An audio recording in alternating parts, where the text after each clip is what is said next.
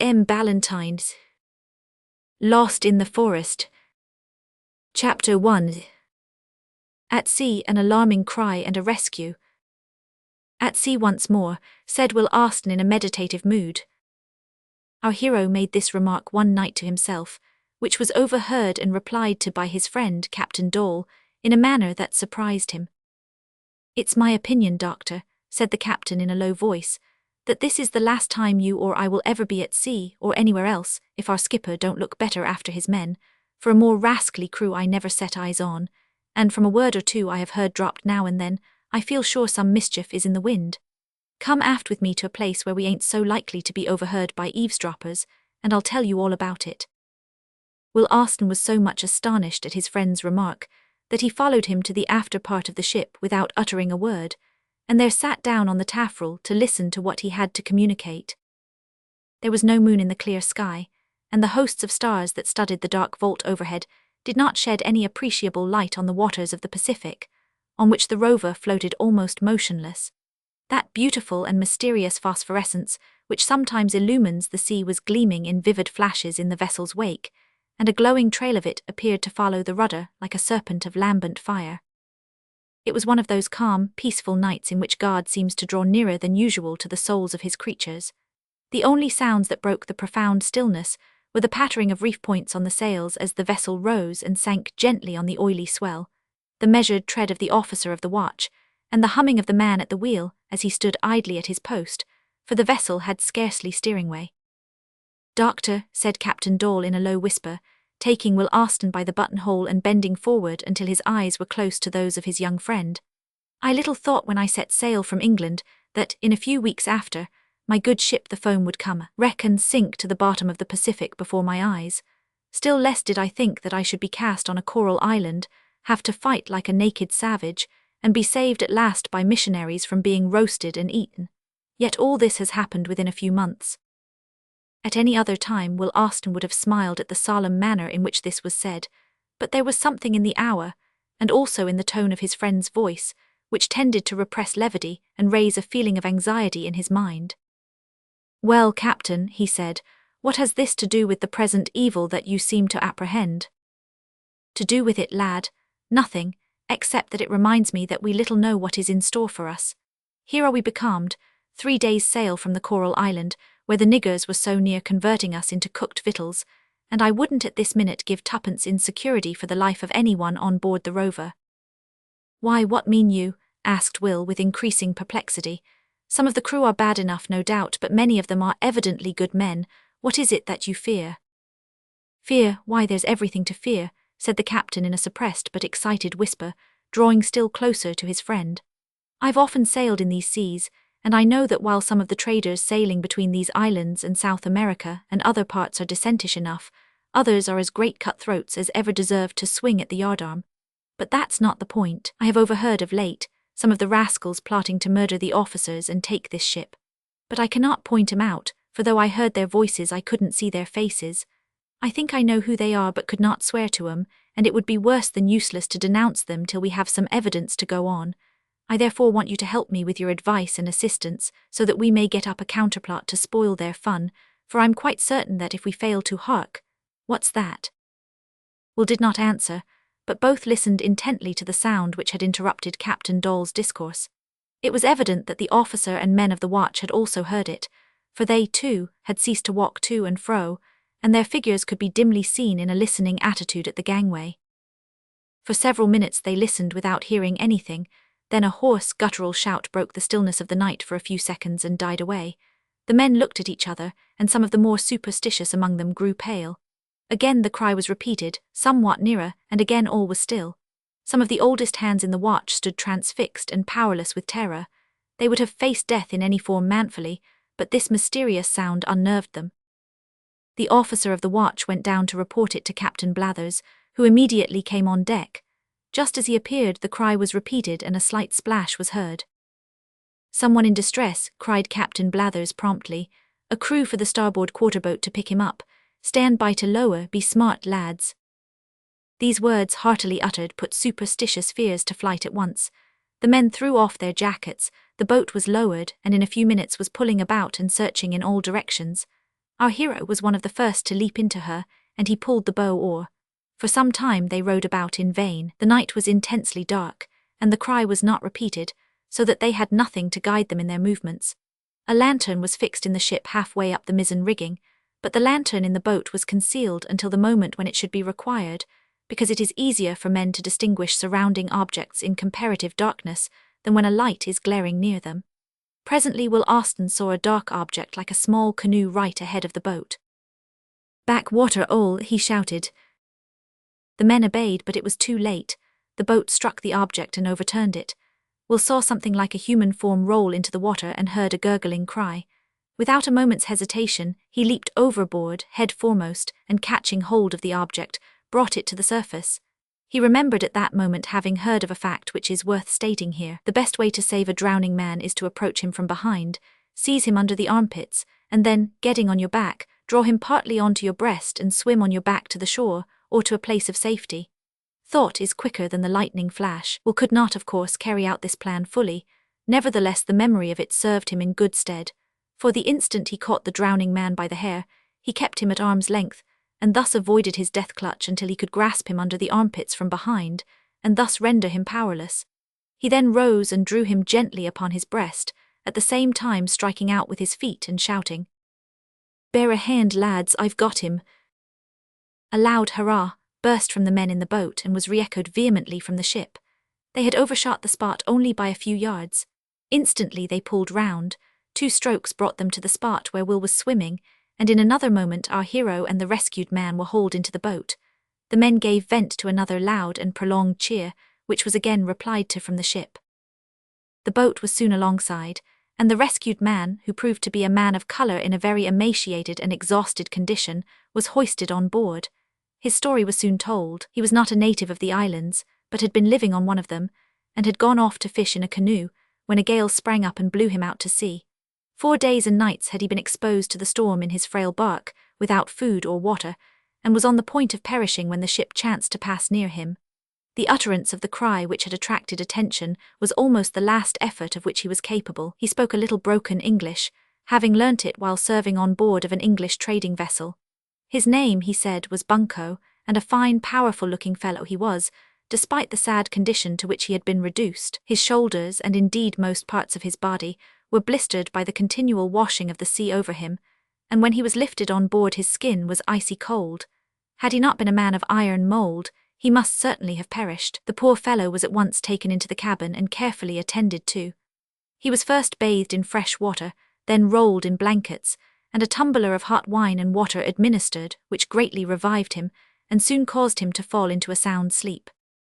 Whether it was that this incident softened the hearts of the seamen for a time, or that their plans were not yet ripe for execution, we cannot tell, but certain it is that nothing would ever occur to justify Captain Dole's suspicions for several weeks after that. Chapter 2 describes a mutiny, and shows that the best of friends may part sooner than they expect. A wilful man will have his way. That this is a true proverb is almost universally admitted. Indeed, there is reason to believe that it is equally true of women as of men. Nevertheless, Captain Blathers did not believe it, although he was himself a living illustration of its truth. He laughed at Captain Dole when that worthy warned him of the mutinous intentions of his crew, and when several weeks had passed away without any signs of disaffection appearing, he rallied him a good deal about what he styled his suspicious disposition, and refused to take any steps to guard against surprise. The consequence was that when the storm did break, he was utterly unprepared to meet it. Griffin, the second mate, was the leader of the conspiracy, but so ably did he act his villainous part that no one suspected him. He was a tall, powerful, swarthy man, with a handsome but forbidding countenance. One evening a little before sunset, while the captain was sitting at tea with those who usually messed in the cabin, Griffin looked down the skylight and reported a sail on the weather bow. The captain immediately rose and went on deck. The moment he appeared he was seized by Griffin. Captain Blathers was an active and powerful man, and very passionate. He clenched his fist and struck the second mate a blow on the chest, which caused him to stagger back, but before he could repeat it, 2 sailors seized him from behind and held him fast. The noise of the scuffle at once brought up the first mate, who was followed by Will Austen, Captain Dole, and others, all of whom were seized by the crew and secured as they successively made their appearance. Resistance was of course offered by each, but in vain, for the thing was promptly and thoroughly carried out. 4 strong men stood at the head of the companion with ropes ready to secure their prisoners, while the greater part of the crew stood close by armed with pistols and cutlasses. "It is of no use resisting, Captain Blathers," said Griffin when the former was pinioned. "You see we are quite prepared and thoroughly in earnest."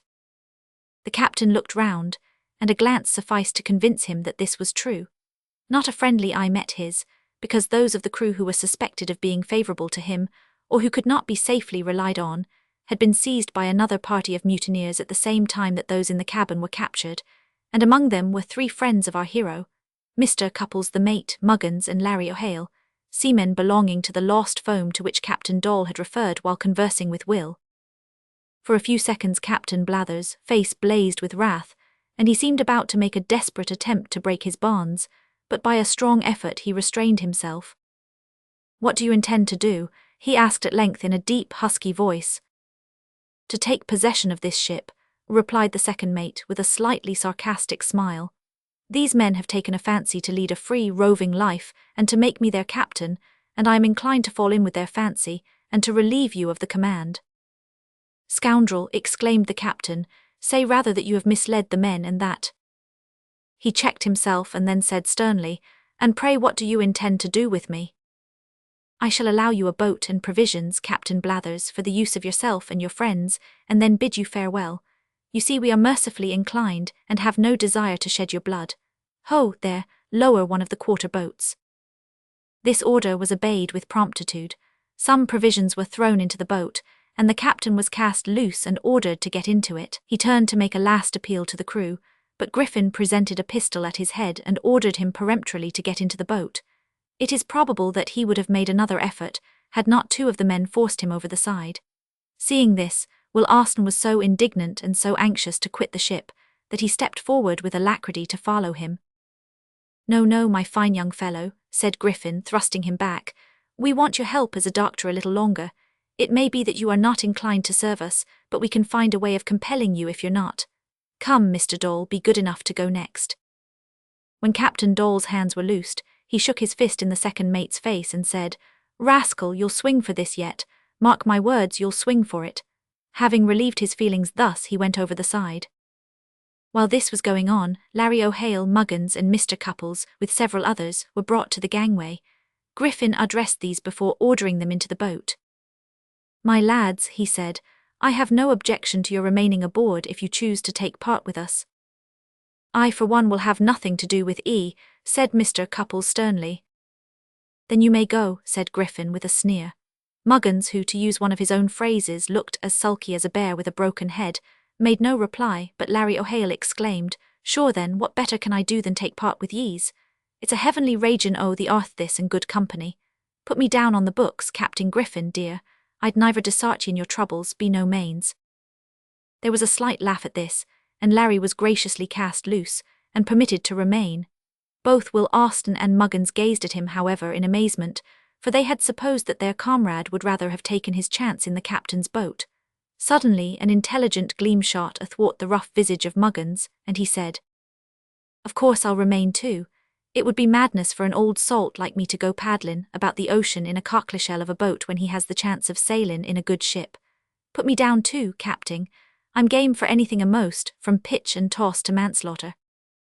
So Muggins was added to the ship's company, and poor Mr. Cupples went over the side with a face almost as long as his thin body, because of what he deemed the depravity and desertion of his old shipmates. Several of the ship's crew who refused to join also went into the boat, which was then cast loose and dropped rapidly astern. The whole of this exciting scene passed so quickly that it was only when the boat was far away, like a speck on the sea, that Will Austen realized the fact that he had actually said farewell, perhaps for over, to his late comrades. But he had not much time given him for reflection, for the new captain, after changing the course of the ship, and making a few arrangements to suit the altered state of affairs, ordered him to go forward and do duty as a common seaman, telling him that he did not intend to have any landlubbers or idlers aboard, and that he would be called to do doctor's work when his services should be required. That night our hero contrived to hold a whispering interview, in a dark corner of the forecastle, with his friends Larry O'Hale and Muggins. He found that the former had resolved to join the crew in order to be near himself, that Muggins had joined because of his desire to share the fortunes of Larry, and that both had made up their minds to effect their escape on the first favourable opportunity. "Now you see, boys," said Larry, "this is how it is." "Don't open your bread-basket hatch so wide," growled Muggins, "else you'll be overheard, that's what it is." "This is how it is," repeated Larry. "Not bane, fish, nor gulls, nor say sarpents we haven't the ghost of a chance of gettin' away from this ship till we're close to land, and even then we won't have much chance if it's suspected that we want to escape. What then? Why, let us from this hour agree to give each other the cowled shoulder, and go at our work as if we liked it."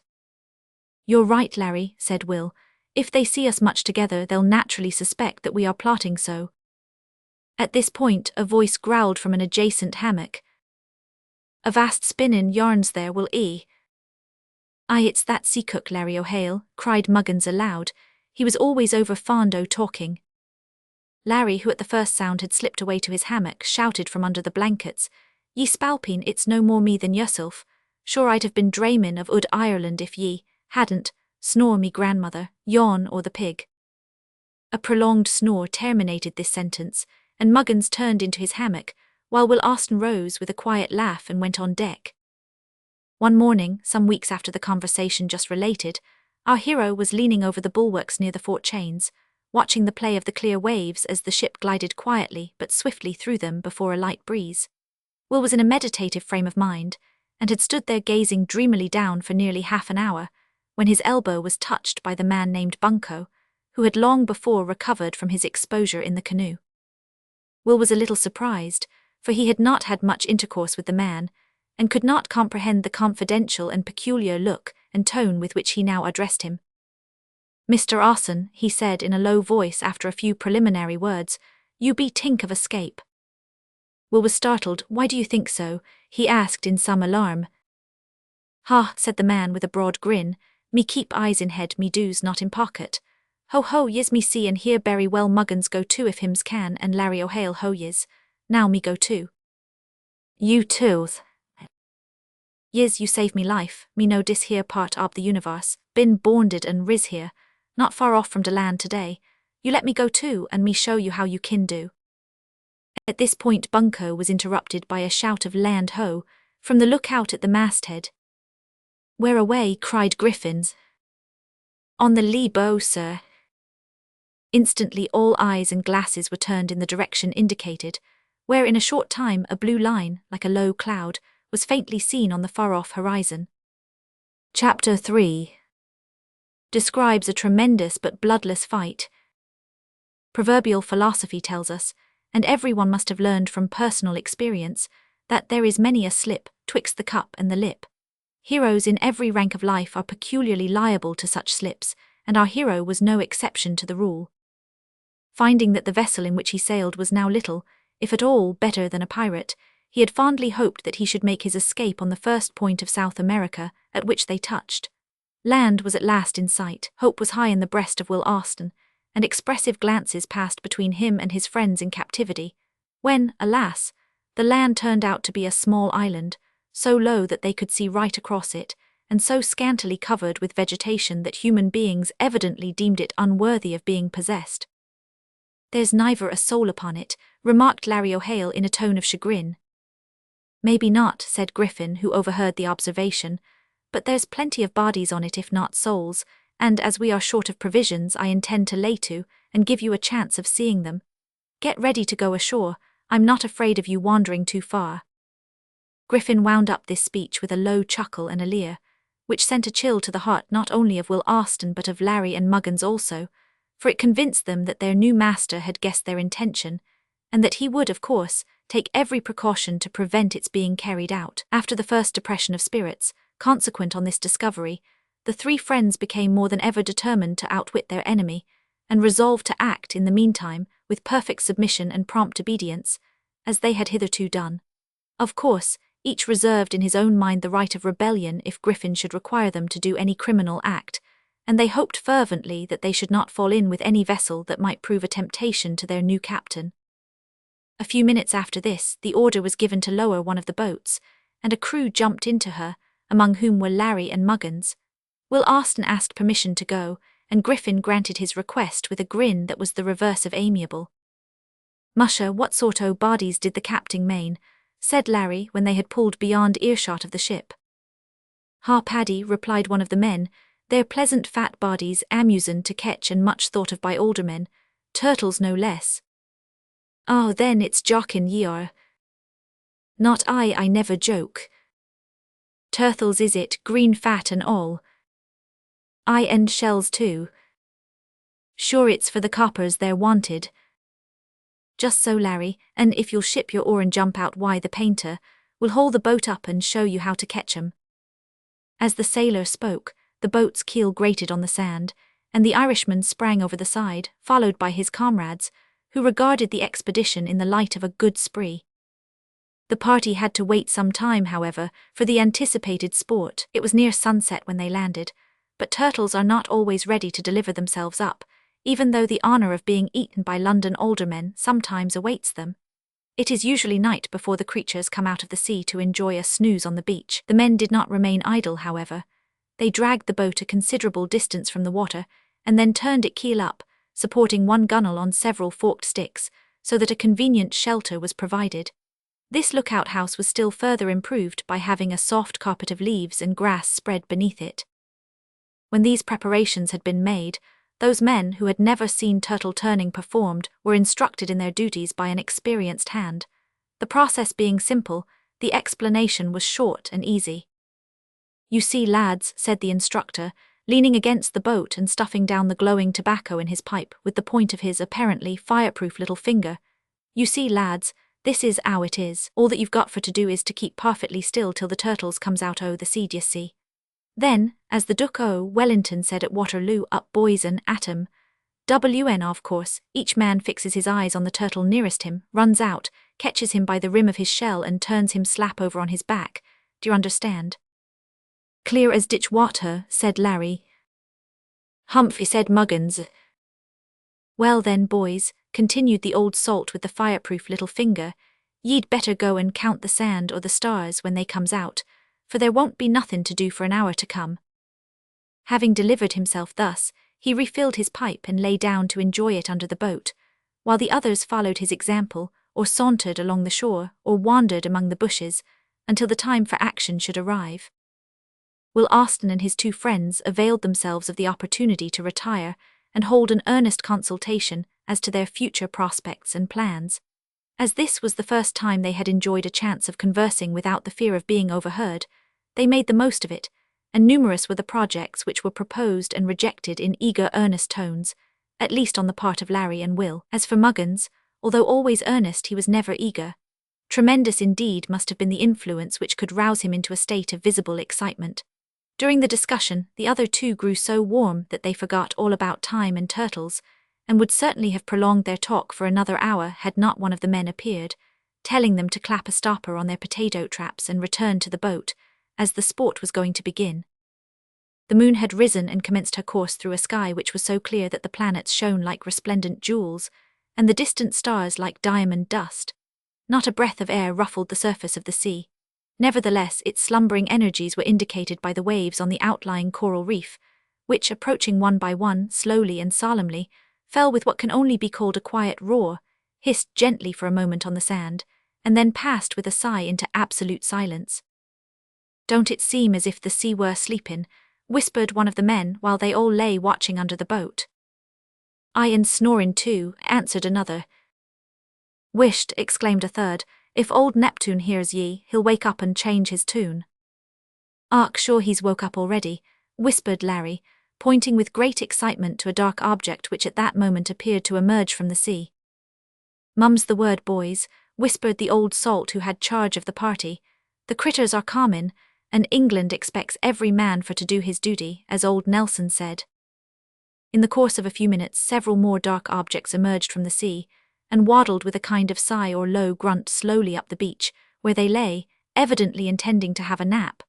With breathless but eager interest, the sailors lay perfectly still, until 15 of the dark objects were on the sands, and sufficient time was allowed them to fall into their first nap. Then the word turn was given, and leaping up, each man rushed swiftly but silently upon his prey.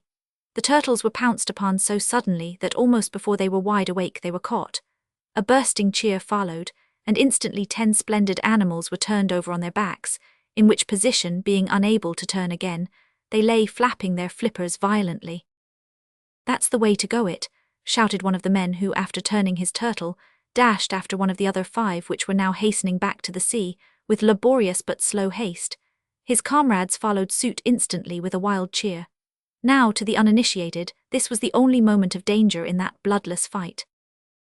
Being aware of his incapacity for swift flight, the turtle, when in the act of running away from danger, makes use of each flipper alternately in dashing the sand to an incredible height behind and around him, to the endangering of the pursuer's eyes, if he be not particularly careful. Sometimes incautious men have their eyes so filled with sand in this way that it almost blinds them for a time, and severe inflammation is occasionally the result. The old salt, Peter Grant by name, but better known among his shipmates as Old Peter, was well aware of this habit of the turtle, but having a spice of mischief in him, he said nothing about it. The consequences were severe on some of the men, particularly on Muggins. Our sedate friend was the only one who failed to turn a turtle at the first rush. He had tripped over a stone at starting, and when he gathered himself up and ran to the scene of action, the turtles were in full retreat. Burning with indignation at his bad fortune, he resolved to redeem his character, and with this end in view made a desperate rush at a particularly large turtle, which appeared almost too fat for its own shell. It chanced that Larry O'Hale, having already turned to, also set his affections on this turtle and made a rush at it, seeing which Muggins slyly ran behind him, tripped up his heels and passed on. "Have a care," cried Will Austen, laughing, "he'll bite." "Bad luck to Yes," shouted Larry, leaping up and following hard on Muggins' heels. Just then the turtle began to use his flippers in desperation. Sand flew in all directions. The pursuers, nothing daunted though surprised, partially closed their eyes, bent down their heads and advanced. Larry opened his mouth to shout. A shower of sand filled it. He opened his eyes in astonishment. Another shower shut them both up, causing him to howl while he coughed and spluttered. But Muggins pressed on valorously. One often reads in the history of war of brave and reckless heroes who go through storms of shot and shell, almost scathless, while others are falling like autumn leaves around them. Something similar happened on the present occasion, while Larry and several of the other men were left behind, pitifully and tenderly picking the sand out of their eyes. The bold Muggins, covered with sand from head to foot but still not mortally wounded, advanced single-handed against the foe, rushed at the turtle, tripped over it, rose again, quailed for a second before the tremendous fire, burst through it, and finally, catching the big creature by the rim, turned him on his back, and uttered a roar rather than a cheer of triumph. This was the last capture made that night. Immediately after their victory, the men returned to the boat, where they kindled an immense bonfire and prepared to spend the night, leaving the turtles to kick helplessly on their backs till the morning light should enable them to load the boat and return with their prizes to the ship. Meanwhile pipes were loaded and lit, and Dr. Will, as Old Peter called him, looked after the wounded. Chapter 4, in which another fight is recorded and an escape is made, but whether fortunate or the reverse remains to be seen.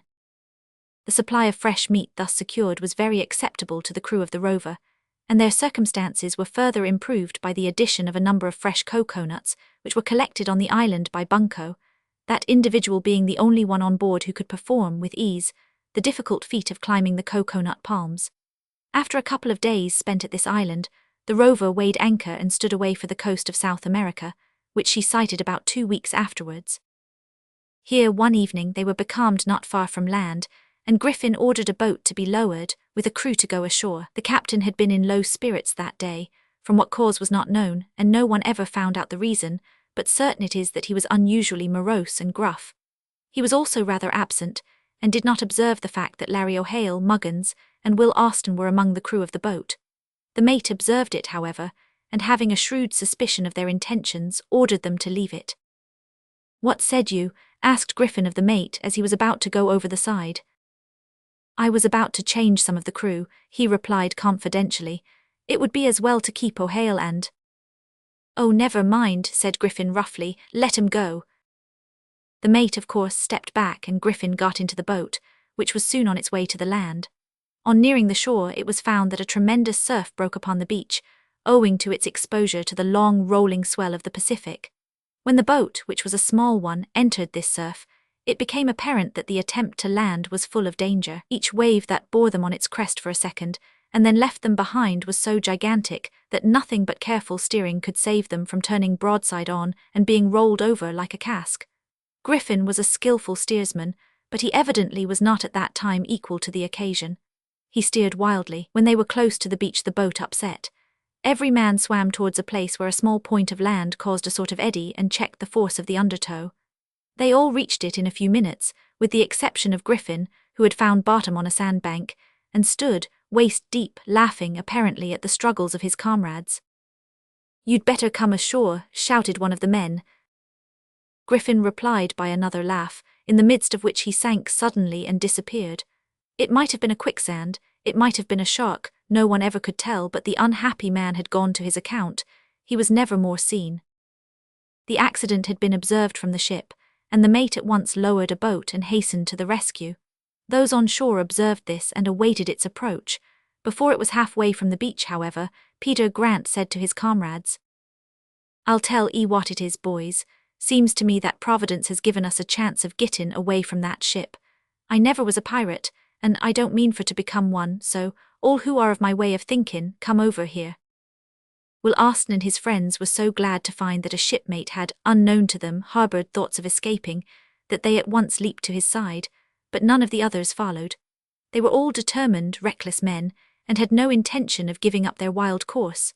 Moreover, they were not prepared to allow their comrades to go off quietly. One of them in particular, a very savage by nature as well as a giant, stoutly declared that he not only meant to stick by the ship himself, but would compel the others to do so too, and for this purpose placed himself between them and the woods, which at that part of the coast approached close to the sea. Those who took his part joined him, and for a few moments the two parties stood gazing at each other in silence. There was good ground for hesitation on both sides, for on the one hand, Will Austen and his three friends were resolute and powerful fellows, while on the other, the giant and his comrades, besides being stout men, were 8 in number. Now, it chanced that our hero had in early boyhood learned an art which, we humbly submit, has been unfairly brought into disrepute. We refer to the art of boxing. Good reader, allow us to state that we do not advocate pugilism. We never saw a prize fight, and have an utter abhorrence of the ring.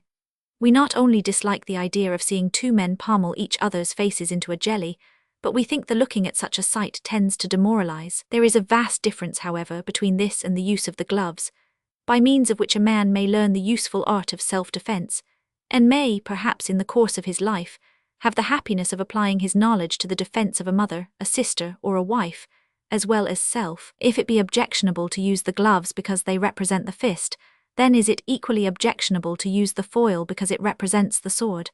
But pray, forgive this digression. 10-1 in your case, reader. It is unnecessary, because sensible people are more numerous than foolish. Howbeit, whether right or wrong, Will Austen had, as we have said, acquired the by no means unimportant knowledge of where to hit and how to hit. He had also the good sense to discern when to hit, and he invariably acted on the principle that, whatever is worth doing well. On the present occasion Will walked suddenly up to the giant, and without uttering a word, planted upon his body 2 blows, which are, we believe, briefly termed by the fancy 1, 2. We do not pretend to much knowledge on this point, but we are quite certain that number 1 lit upon the giant's chest and took away his breath, while number 2 fell upon his forehead and removed his senses. Before he had time to recover either breath or senses, number 3 ended the affair by flattening his nose and stretching his body on the sand. At this sudden and quite unexpected proceeding, Larry O'Hale burst into a mingled laugh and cheer, which he appropriately concluded by springing on and flooring the man who stood opposite to him. Muggins and the old salt were about to follow his example, but their opponents turned and fled, doubling on their tracks and making for the boat.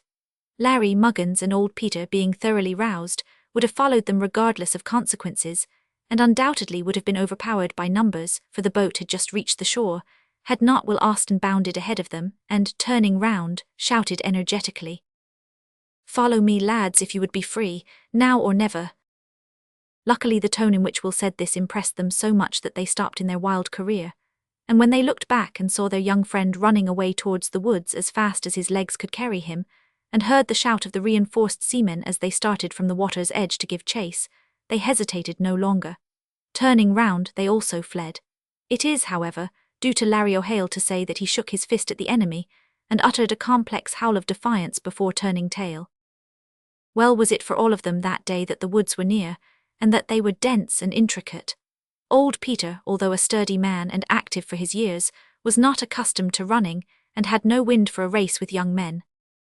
His comrades would never have deserted him, so that all would have certainly been captured but for a fortunate accident. They had not run more than half a mile, and their pursuers were gaining on them at every stride, as they could tell by the sound of their voices, when Will Austen, who led, fell headlong into a deep hole that had been concealed by rank undergrowth. Old Peter, who was close at his heels, fell after him, and Larry, who followed Peter to encourage and spur him on, also tumbled in. Muggins alone was able to stop short in time. "Hallo, boys," he cried in a hoarse whisper, "are your timbers damaged?" "Broke to smithereens," groaned Larry from the abyss. Will Austen, who had scrambled out in a moment, cried hastily, "Jump in, Muggins, I'll lead 'em off the scent. Stop till I return, boys, d'ye hear?" "Aye, aye," said Larry. Away went Will at right angles to their former course, uttering a shout of defiance, only just in time, for the mate of the rover who led the chase was close on him. Soon the sounds told those in hiding that the ruse had been successful. The sounds died away in the distance, and the deep silence of the forest succeeded, broken only now and then by the cry of some wild animal. Meanwhile, our hero used his legs so well that he not only left his pursuers out of sight and hearing behind, but circled gradually around until he returned to the hole where his comrades lay. Here they all remained for nearly an hour, and then, deeming themselves safe, issued forth none the worse of their tumble. They commenced to return to the coast, having settled that this was their wisest course, and that they could easily avoid their late comrades by keeping well to the northward.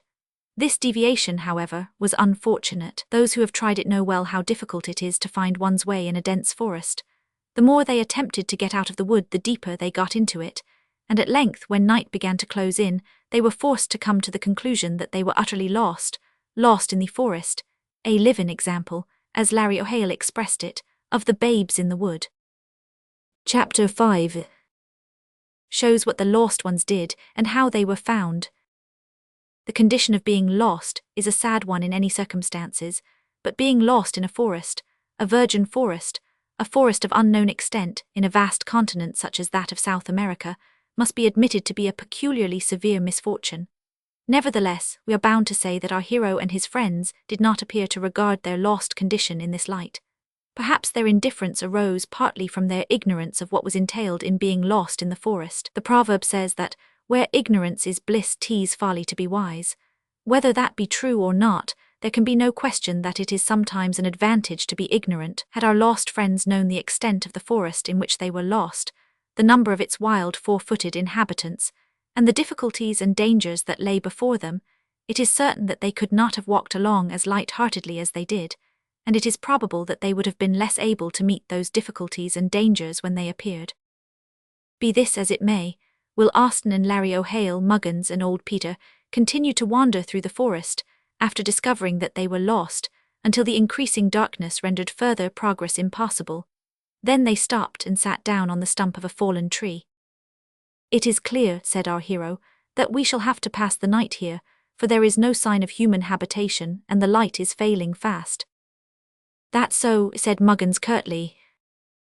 "I'm afeard on it," observed old Peter with a sigh. "Faix, I wouldn't mind spendin' the night," said Larry. "Av it warrant that we've got no grub, it would be some comfort to know the name o' the country we're lost in." "I can tell you that, Larry," said Will Austen. "We are in Peru, though what part of it I confess I do not know." "Peru is it? Well, that's a comfort anyhow." "I don't exactly see where the comfort o' that lies," said Muggins. "That's 'cause your intellects is obtuse, boy," retorted Larry. "Don't ye know that it's a blissin' to know where ye are, whatever else ye don't know? Suppossin' now a stranger shud ax me, 'Where are ye, Paddy?' Of course I could say at once, 'In Peru, your honour.' And if he should go for to penetrate deeper into my knowledge o' geography, sure I could tell him that Peru is in South Ameriky, one o' the 5/4 o' the globe, d'ye see. But suppose, for the sake of argument, as Shakespeare says, that the stranger woes to ax ye what ye knowed about Peru, what 'ud ye say to that, lad?" asked old Peter. "What would I say?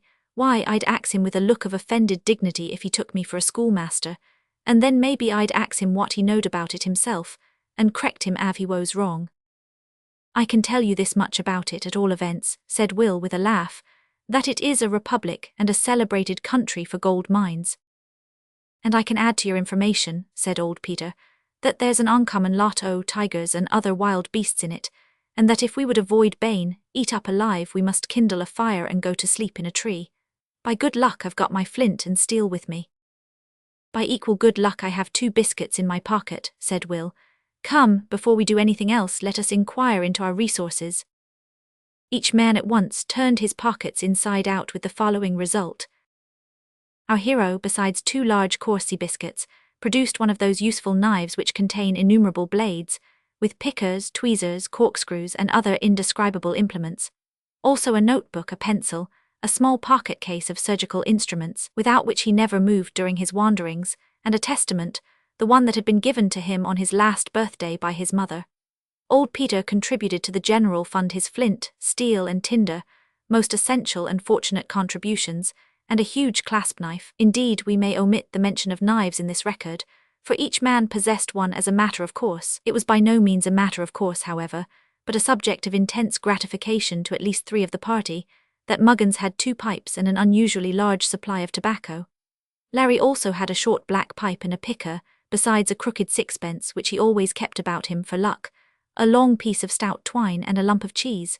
The sum total was not great, but was extremely useful in the circumstances.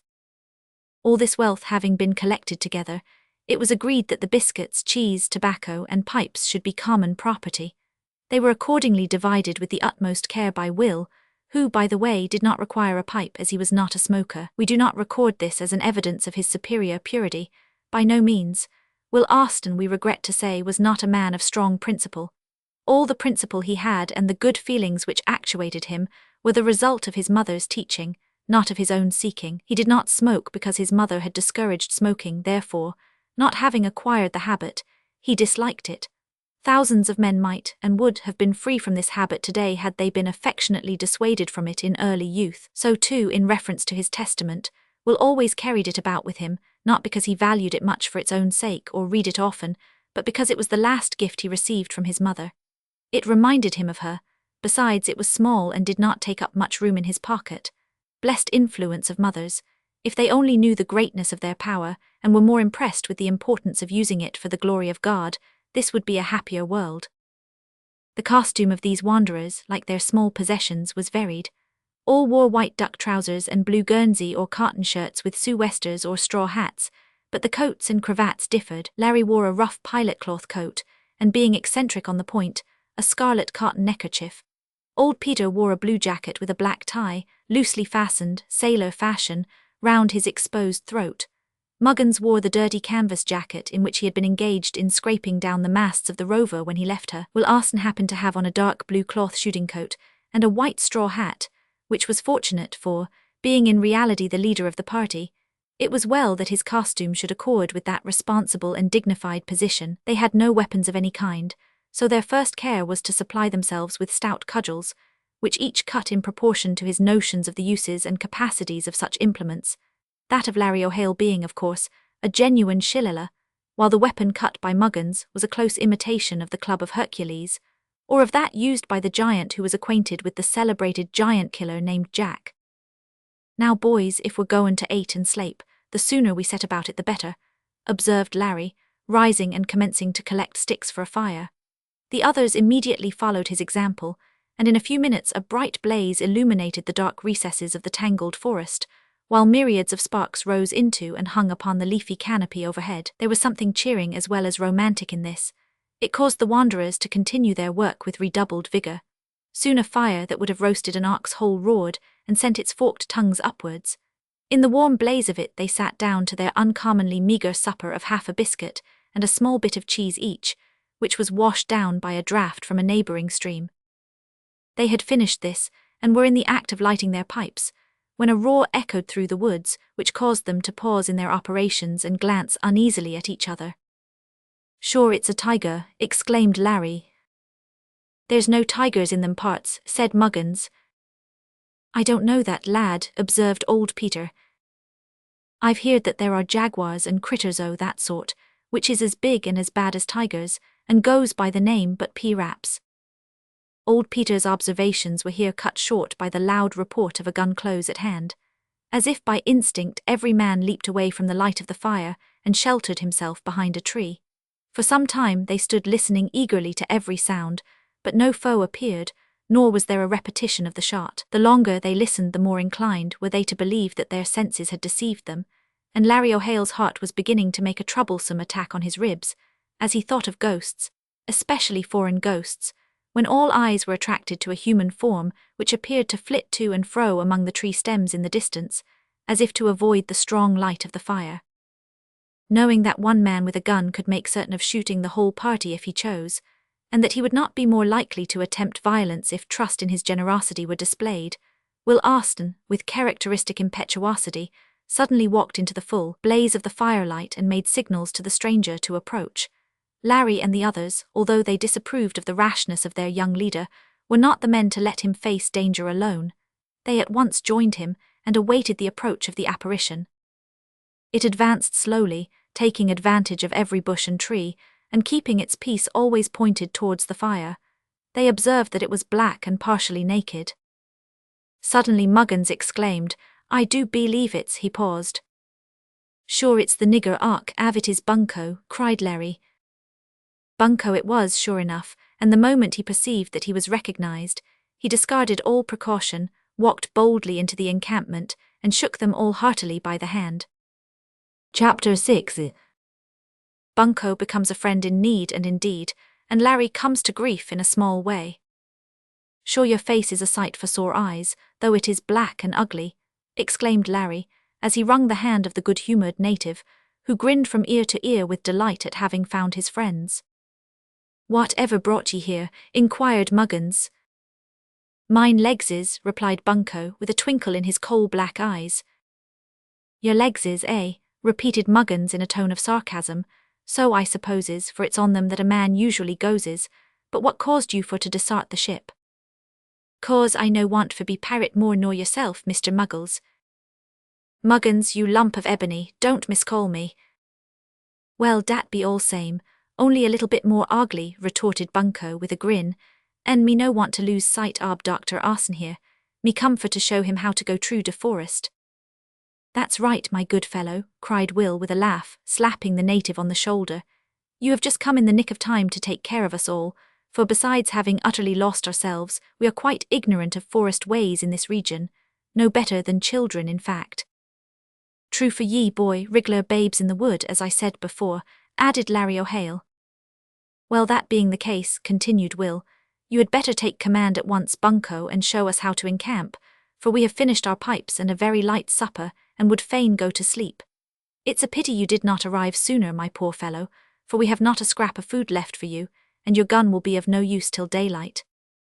To this Bunco replied by displaying his teeth and giving vent to a low chuckle, while he lifted the flap of his pea-jacket and exhibited 3 fat birds hanging at the belt with which he supported his nether garments. "Hooray!" shouted Larry, seizing one of the birds and beginning to pluck it. "Good luck to your black mug, we'll ate it right off." "That's your sort," cried Muggins, whose mouth watered at the thought of such a delightful addition to his poor supper. "Hand me one of 'em, Larry, and I'll pluck it." Larry obeyed. Old Peter seized and operated on the last bird, and Bunco raked the embers of the fire together, while Will Austen looked on and laughed. In a very few minutes the 3 birds were plucked and cleaned, and Larry, in virtue of his office, was going to cook them, when Will suggested that he had better resign in favour of Bunco, who was doubtless better acquainted than himself with the best modes of forest cookery. To this Larry objected a little at first, but he was finally prevailed on to give in, and Bunco went to work in his own fashion. It was simple enough.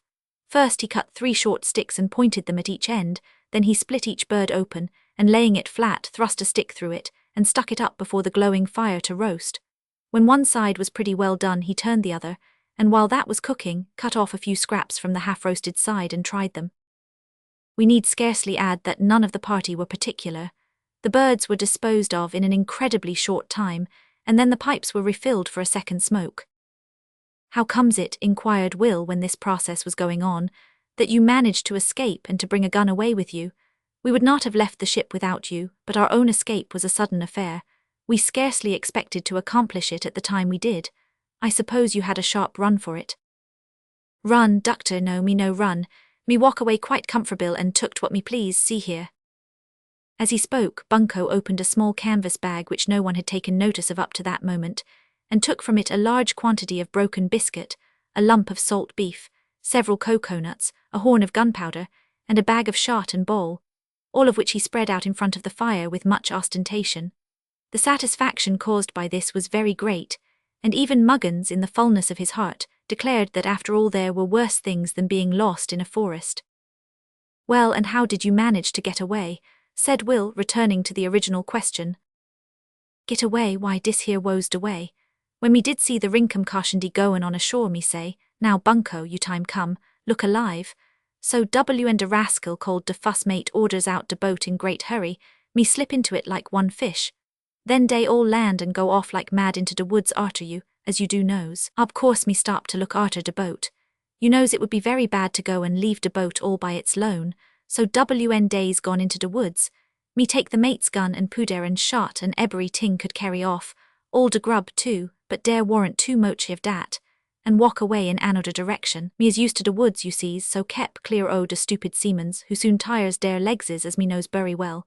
Den come round in dis direction, find you tracks, follow I am up, shoots tree birds, sees a tiger, puts a ball in him skin and sends him to bed wid a sore head, too dark for kill him, arter which me find you out and here me is. Dara, dat's all about it. A most satisfactory account of yourself, said Will Austen. And pertily told, observed Larry. Where did ye larn English, boy, for ye have the brogue perfect, as me grandmother used to say to the pig when she got in her dotage, me grandmother, not the pig, only, says she, the words isn't quite distinct. Couldn't ye give us a sketch o' your life, Bunko? Thus appealed to, the gratified native began without hesitation, and gave the following account of himself. Me done know when me was born. Fakes, it wasn't yesterday, said Larry, interrupting. No, nor de day before tomorrow nother, retorted Bunko, but it was in Californy anyhow, me fadder him woser in gin. Oh, come, interrupted Muggins in a remonstrative tone. Yez him woser in gin, repeated Bunko stoutly.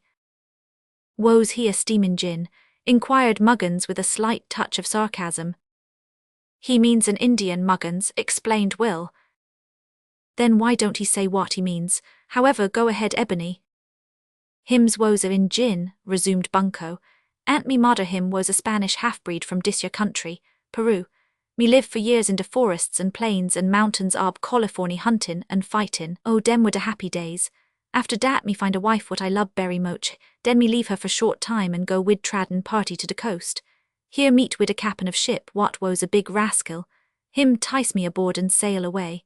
Short ob hands him woes, so him took me, and me never see me wife no more. There was something quite touching in the tone in which the poor fellow said this, insomuch that Larry became sympathetic, and abused the captain who had kidnapped him in no measured terms. Had Larry known that acts similar to this wicked and heartless one were perpetrated by traders in the South Seas very frequently, he would have made his terms of abuse more general. How long ago was that? Inquired old Peter. 3 year, sighed Bunko. Since dat day I have been in 2 tree ships but never run away, cause why? What's de use ob run away on island?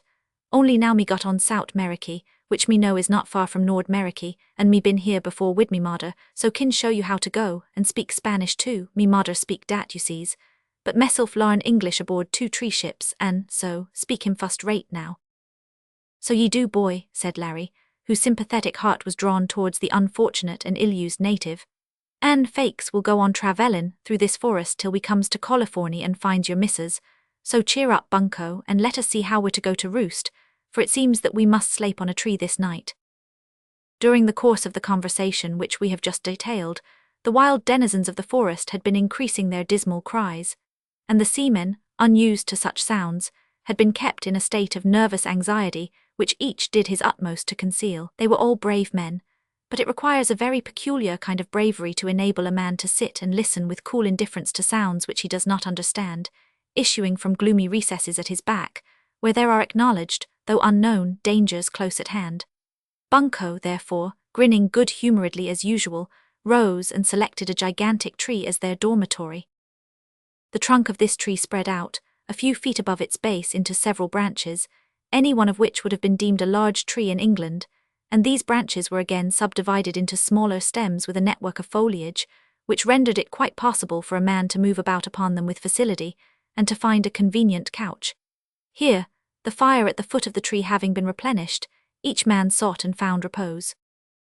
It was observed that Larry O'Hale made a large soft couch below the tree on the ground. "You're not going to sleep there, Larry," said Will Austen on observing what he was about. "Why, the tigers will be picking your bones before morning if you do." "Och, I'm not afraid of 'em," replied Larry.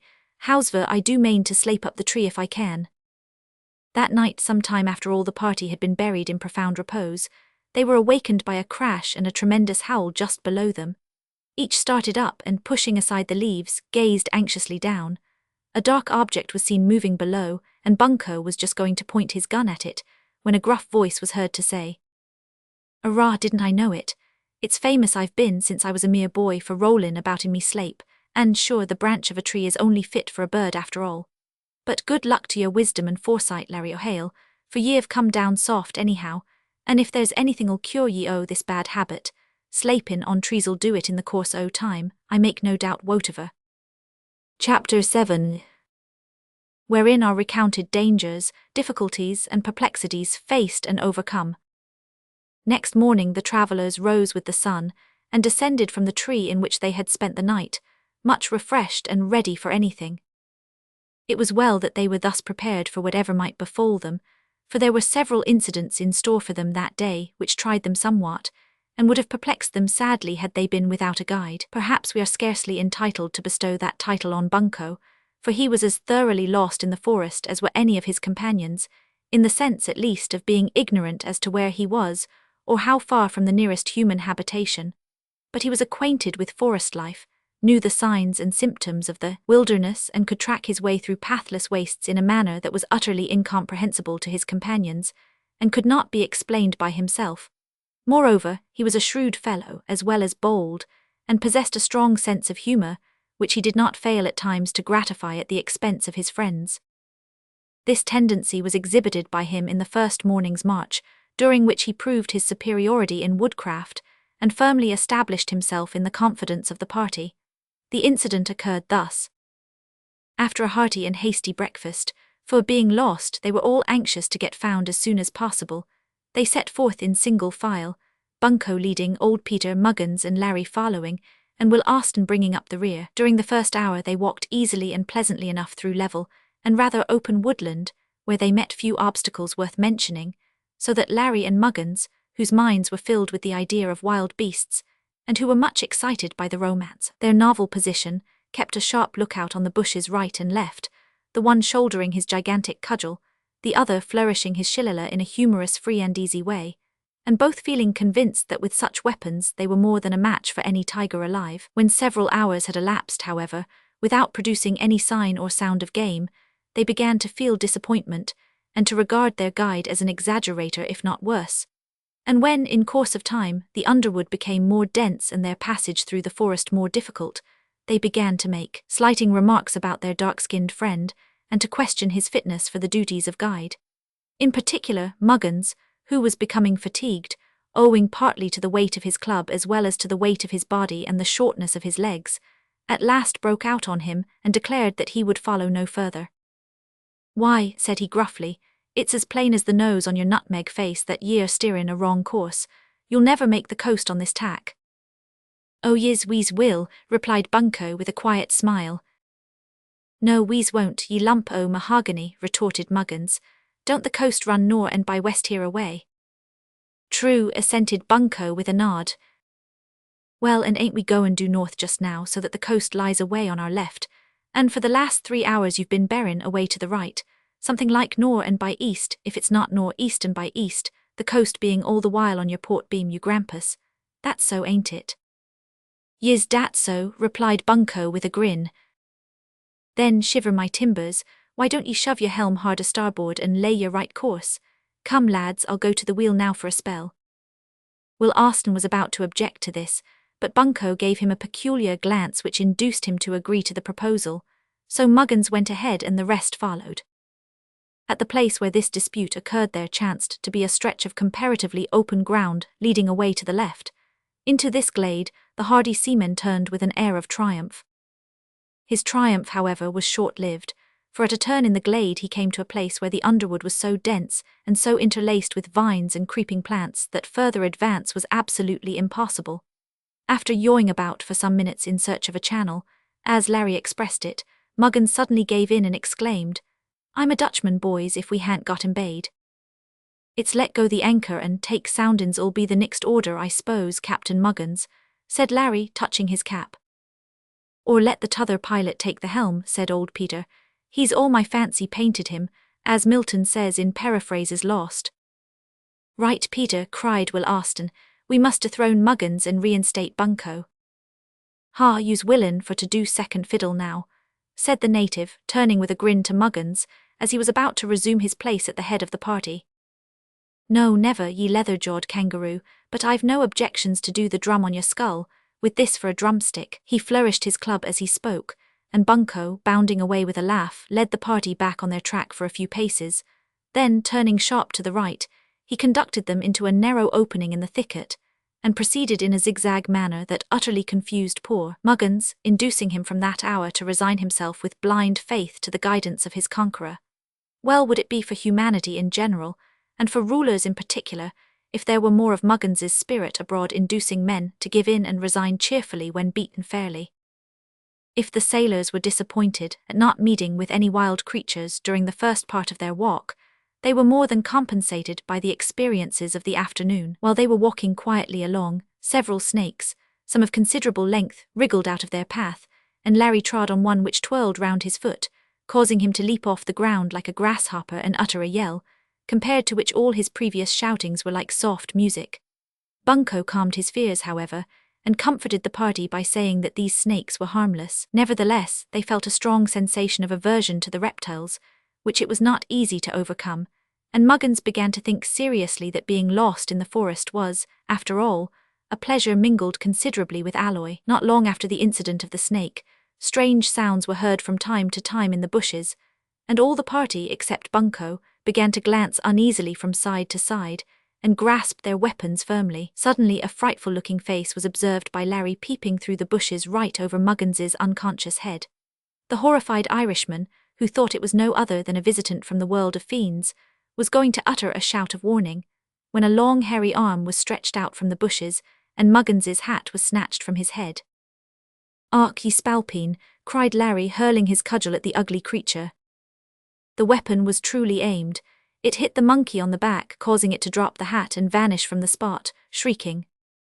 "Well done, Larry," cried Will Austen. "Why didn't you warn us to expect visits from such brutes, Bunco?" "Why, 'cause me tink you know all bout, I am hab larn, I am from Joe Gruffy." "From who?" "From Joe Gruffy, him as you was say last night, do tell all bout de countries ob de world and what sort of treeses and hanimals in I am dere be plenty ob dem hanimals. How you call I am monkeys? In Peru, big and little." "Well," exclaimed our hero with a laugh, "possibly geography may refer to the fact. If so, I had forgotten it, but I'm sorry to hear that they are numerous, for they are much too bold to be pleasant companions." "Dey do us no harm," said Bunco, grinning, "only chock full ob fun." "Git along wid ye," cried Larry. "It's my belief they're your own relations, or ye wouldn't stick up for them." Thus admonished, the native resumed the march, and led them through the jungle into deeper and darker shades.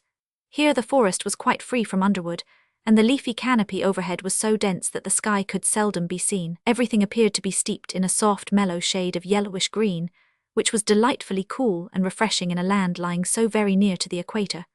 The howling and hoarse barking of wild beasts was now heard to an extent that fully satisfied Larry O'Hale and his friend Muggins. There were patches of dense jungle here and there, in which it was supposed the animals lay concealed, and each of these were carefully examined by our travellers. That there was need for caution became apparent from the fact that Bunco carried his gun at full cock in the hollow of his left arm, and had a stern, earnest expression of visage which was quite new to his nautical companions, and made a deep impression on them. Curious and interesting change of sentiment. The man whom, while at sea, they had treated with good-humoured contempt, was ere long clung to and regarded almost with reverence. "Be quiet, boys, here," he said, "and no make noise, keep der eyes open." After this he did not speak, but gave his directions by signs. Chapter 8, in which Bunko displays uncommon valor, and tigers come to grief. Advancing cautiously, the travelers arrived at the brink of a dark ravine, in the bottom of which there was a good deal of brushwood, with here and there several pools of water. They had remained a short time here on the top of the bank, listening to the various barks and cries of the wild animals around them, when their attention was arrested by several loud yelps, which sounded as if some creature were approaching them fast. Bunko signed to them to stoop and follow him. They did so, and had not advanced 100 yards when the loud clatter of hoofs was heard. Bunko crouched instantly and held his gun in readiness, while his black eyes glittered and his expressive features seemed to blaze with eagerness. His followers also crouched among the bushes, and each grasped his club with a feeling that it was but a poor weapon of defense after all, though better than nothing. They had not to wait long, for in a few minutes a beautiful black wild horse came racing like the wind along the clear part of the ravine in the direction of the place where they were concealed. The magnificent creature was going at his utmost speed, being pursued by a large tiger, and the steam burst from his distended nostrils, while his voluminous mane and tail waved wildly in the air. The tiger gained on him rapidly. Its bounds were tremendous. At each leap it rose several feet from the ground. The poor horse was all but exhausted, for he slipped and came down on his knees when abreast of, and not 30 yards distant from, the place where the travelers lay. The tiger did not miss his opportunity. He crouched and ran along with the twisting motion of a huge cat. Then he sprang a clear distance of 20 feet and alighted on the horse's back, seizing him by the neck with a fearful growl. Now came Bunko's opportunity. While the noble horse reared and plunged violently in a vain attempt to get rid of his enemy, the cautious native took a steady aim, and was so long about it that some of the party nearly lost patience with him. At last he fired, and the tiger fell off the horse, rolling and kicking about in all directions, evidently badly wounded. The horse meanwhile galloped away and was soon lost to view. Instead of loading and firing again, Bunko threw down his gun, and drawing a long knife rushed in upon his victim. His comrades, who thought him mad, sprang after him, but he had closed with the tiger and plunged his knife into it before they came up. The creature uttered a tremendous roar and writhed rapidly about, throwing up clouds of dust from the dry ground, while Bunko made another dash at him and a plunge with his long knife, but he missed the blow and fell. His comrades closed in and brandished their clubs, but the rapid motions of man and beast rendered it impossible for them to strike an effective blow without running the risk of hitting the man instead of the tiger. In the midst of a whirlwind of dust and leaves, and a tempest of roars and yells, the bold native managed to drive his knife 3 times into the animal's side, when it rolled over with a savage growl and expired. "Are ye hurt, Bunko?" inquired Will Austin with much anxiety when the man rose, covered with dust and blood, and stood before them. "No moche hurt, only scratch a bit." "Scratched a bit," exclaimed Larry. "It's torn to tatters, ye ought to be forbane so venturesome." "That's so," said Muggins. "Ye shouldn't ha' done it, Bunko. What would have come of us if ye'd been killed, eh?" "Oh, dat am noting," said Bunko, drawing himself up proudly. "Me hab kill lots of dem before, but dis one hims die hard." Will Austin, who was anxious to ascertain whether the man had really escaped serious injury, put a stop to the conversation by hurrying him off to the nearest pool and washing his wounds. They proved, as he had said, to be trifling, only a slight bite on the shoulder and a few tears by the animal's claws on the arms and thighs. When these were dressed, Bunko went to work actively to skin the tiger, an operation which he performed with great expedition, and then, having rolled it into a convenient bundle and slung it on his back, he reloaded his gun and again resumed his duties as guide. They had not gone far when a fierce growling behind them told that other wild animals, probably tigers, had scented out the carcass of the slain animal and were already quarrelling over their meal. Shortly after this they came suddenly and quite unexpectedly on a house or hut, which turned out to be the residence of a man who was half Spaniard, half Indian.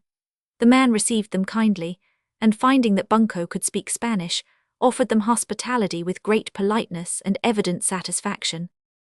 "Good luck to ye, boy," said Larry, when their host invited them to partake of a substantial meal to which he had been about to sit down when they arrived.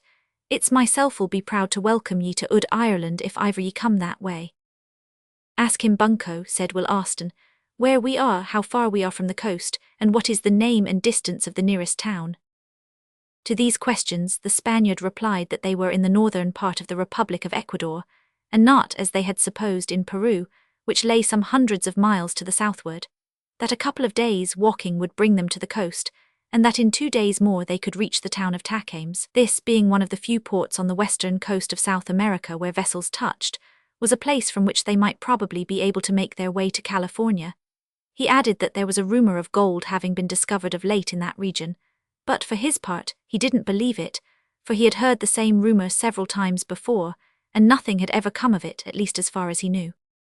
"Ye're wrong there entirely, Mr. What's-your-name," said Larry O'Hale, pausing for a moment in the midst of his devotion to the good things spread before him. "Sure it's my own brother Ted as woes out there a year gone by, and he swore he picked up gold like stones and put them in his pocket, but the captain o' the ship he sailed in told him it was brass, and his mates laughed at him to that extent that he flung it all overboard in a passion. Fakes, I've made up my mind that there is gold in Californy, and that one Larry O'Hale is destined for to make his fortune there, so I'll throuble ye for another hunk o' that partimus or whatever ye call it.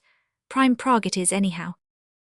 An earnest discussion here followed as to the probability of gold having been found in California, and whether it was worth their while to try their fortune in that direction. During the course of the meal, the Spaniard incidentally mentioned that on the previous night a tiger had broken into his enclosure, and injured a bullock so badly that he had been obliged to kill it, and he had little doubt the same beast would pay him another visit that night. This was good news to the travellers, all of whom were keen, though not all expert, sportsmen. As evening had already set in, they begged to be allowed to rest for a little so as to be ready for the tiger when he came. Their host at once conducted them into a small room, where several hammocks were suspended from the walls. Into these they quickly jumped, and in a few minutes the concert played by their noses told a tale of sweet repose after a day of unusual toil. For several hours they slept, and then the Spaniard awoke them with the information that the tiger was coming.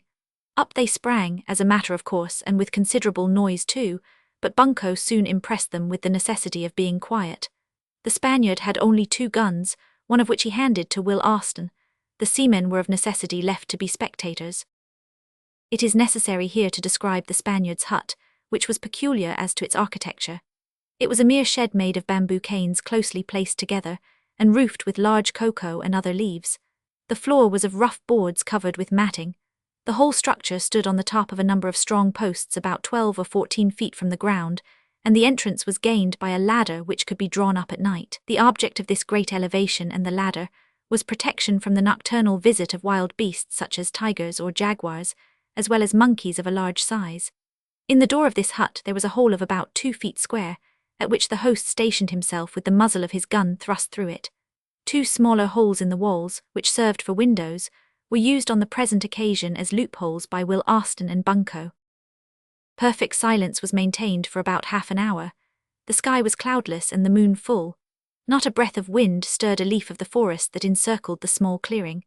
The buzz of mosquitoes, or the flapping about of a huge bat alone, disturbed the silence of the night, and the watchers were beginning to fear it would turn out to be a false alarm, when the cattle in the yard began to low in a quick yet mournful tone. They knew full well that their enemy was at hand. A few minutes that appeared an age of anxiety followed. Then some bullocks that had been purposely fastened near the hut began to bellow furiously. Another instant, and the tiger cleared the fence with a magnificent bound, alighted in the yard, and crouched for a spring. The moon shone full in his glaring eyeballs, making his head a splendid target. 3 shots crashed out in one report, and with a roar that would have done credit to the monarch of the African wilderness, this king of the western forest fell down and died.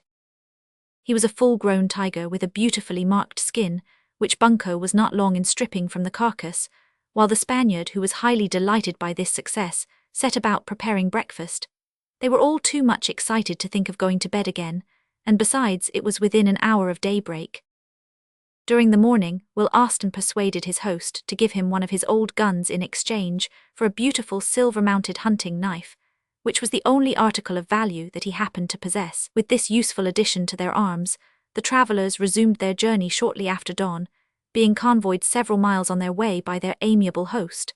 They parted from him, finally, with much regret and many professions of gratitude and esteem, especially from Larry, who, in the fullness of his impulsive nature, reiterated his pressing invitation to pay him a visit in his swate little cabin in the bog of Clonave, County Westmeath. Ud Ireland. We will not drag the reader through every step of the rough and adventurous journey which was accomplished by our travellers in the succeeding week, during which they became so familiar with tigers that Muggins thought no more of their roaring than he did of the mewing of cats, while Larry actually got the length of kicking the sarpents out of his way, although he did express his conviction now and then that the country woes mightily in want of a visit from St. Patrick. They travelled steadily and surely under the guidance of the faithful Bunco, through tangled brake and wild morass and dense forest, and many a mile of sandy plain, until at length they reached the small town and port of Tapestry, into which they entered one sultry afternoon, footsore and weary, with their clothes torn almost to tatters, and without a single coin of any realm whatever in their pockets. "Well, here we are at last," said Will Austen with a sigh. "True for ye," responded Larry. "That's so," said Muggins. "It's all well as ends well, which woes Billy Cowper's opinion," observed old Peter. Bunco made no remark, but he gave a quiet grunt, which might have meant anything or nothing, as they entered the town. Chapter 9 describes a surgical operation and records the deliberations of a council.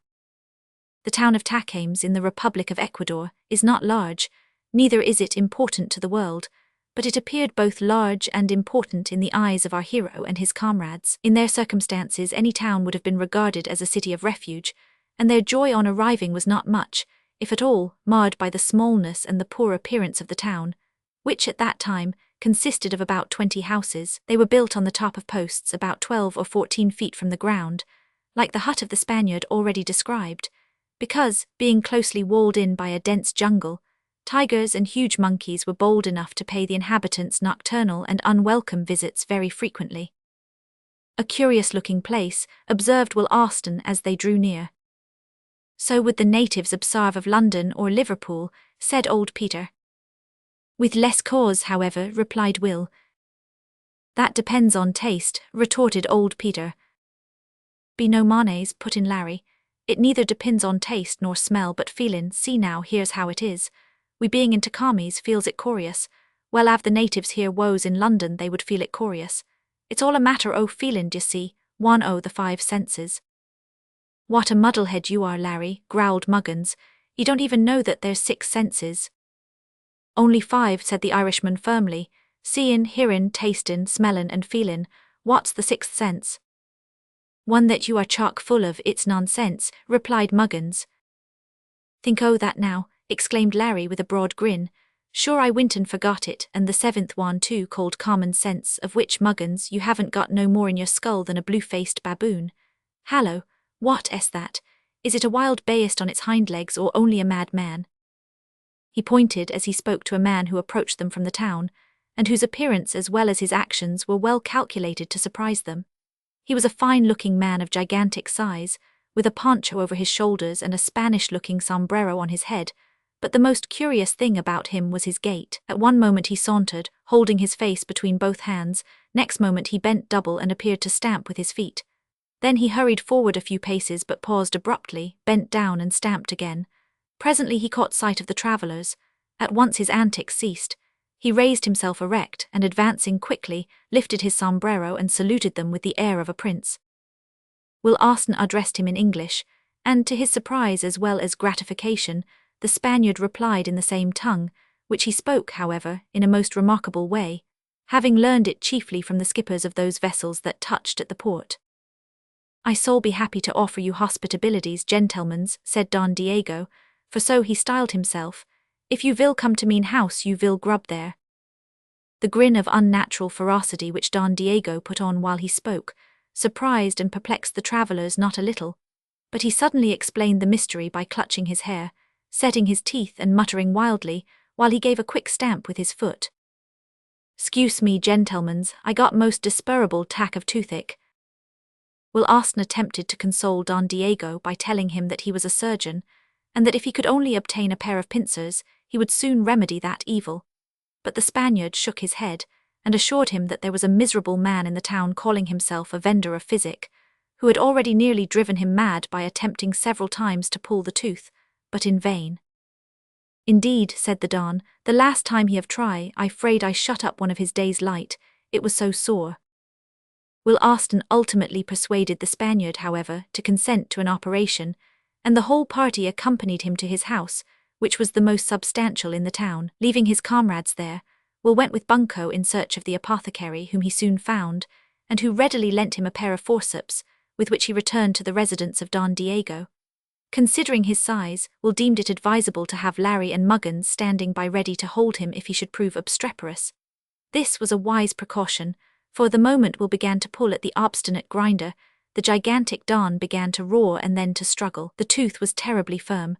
Will did not wonder that the native dentist had failed. The first wrench had no effect on it. The second, a very powerful one, was equally futile, but it caused Don Diego to roar hideously and to kick, so Will gave a nod to his assistants, who unceremoniously seized the big man in their iron gripe and held him fast. Then our hero threw all his strength into a final effort, and the tooth came out with a crash, and along with it, a terrible yell from Don Diego, who sent Larry and Muggins staggering against the wall. The relief experienced by the poor man was almost instantaneous. As soon as he could speak, he thanked Will in fervid Spanish, and with genuine gratitude. It is interesting to observe how often matters of apparently slight moment in human affairs form turning points, which lead to important results. The incident which we have just related caused Don Diego to entertain such kindly feelings towards Will Austen, that he not only invited him to stay at his house with his companions during their residence in Tacaims, but insisted on his accepting a very large fee for the service he had rendered him. Of course this was not objected to in the circumstances, but a still better piece of good fortune than this befell the wanderers. Will found that a number of the inhabitants had been attacked with dysentery, and that the ignorance of the vendor of physic was so great that he could do nothing for them, except make a few daring experiments, which were eminently unsuccessful. To these poor invalids our embryo doctor was so useful, that after a few days' dosing with proper medicine, their health and spirits began to improve rapidly, and their gratitude was such that they heaped upon him every delicacy that the place afforded, such as bananas, plantains, oranges, lemons, pumpkins, melons, sweet potatoes, beef, goat's flesh, venison and pork, besides filling his pockets with doubloons. Thus it came to pass that from absolute destitution, Will and his comrades suddenly leaped into a condition of comparative affluence. At the end of a week a council was called to discuss future proceedings.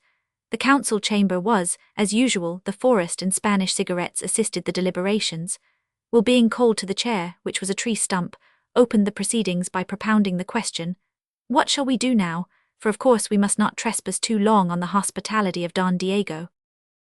"I don't see why we shouldn't," said Larry. "Perhaps he'll have another touch o' toothache, and 'll want another grinder tuck out." "That may be, nevertheless it behoves us to fix our future plans without delay. As there are no vessels in port just now, and we cannot tell when any will arrive, it is worthwhile considering whether we cannot travel by land. Also, we must decide whether California or England is to be our destination." "I vote for California," said Larry O'Hale with much energy. "Gould forever is my motto. Make our fortunes right off, go home, take villas in Ireland, and cape our carriages, wid flunkies and maid-servants and such like. Sure av we can't get by say we can walk." "If I had wings, which is what I haven't," said Muggins with slow precision of utterance, "I might fly over the Andes, likewise the Atlantic, to England, or if I had legs 10 fathoms long I might walk to California. But having only short legs, more used to the sea than to the land, I votes for stopping, where we are for some time, and, perhaps, a sail will heave in sight and take us off to sea." "Ho!" exclaimed Bunco with a nod of approval, "and we's kin go hunting for amusement in de meanwhiles." "It's my opinion, sir," observed old Peter, "that as we're all dependent on the money earned by yourself, the least we can do is to leave you to settle the matter of when we start and where we go. What say you, mates?" A general assent being given to this, Will Austen decided that they should remain where they were for a week or a fortnight longer, in the hope of a vessel arriving, and that, in the meantime, as suggested by Bunco, they should amuse themselves by going on a hunting expedition. In accordance with this plan, they immediately set about making preparation for a start by borrowing from their host 2 small canoes, each made of the trunk of a large tree hollowed out. Bunco acted as steersman in one of these. Will Austen, after a few hours' practice, deemed himself sufficiently expert to take the post of honor in the other, and then, bidding adieu to Don Diego, and embarking with their guns and a large supply of ammunition and provisions, they commenced the ascent of the river Tacaims, little thinking that some of the party would never descend that river or see Don Diego again. Chapter 10. Hunting in the wilds of Ecuador. There is something very delightful and exhilarating in the first start on a hunting expedition into a wild and almost unknown region. After one gets into the thick of it, the thoughts are usually too busy and too much in earnest with the actual realities in hand to permit of much rambling into the regions of romance. We say much because there is always some rambling of this sort. But during the first day, before the actual work has well begun, while the adventures are as yet only anticipated, and the mind is free to revel in imaginings of what is possible and probable, there is a wild exultation which swells the heart and induces an irresistible tendency to shout.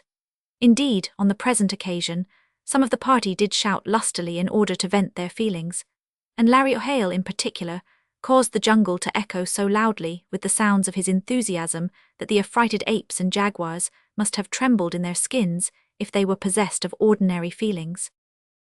The scenery with its accompaniments was most beautiful and interesting.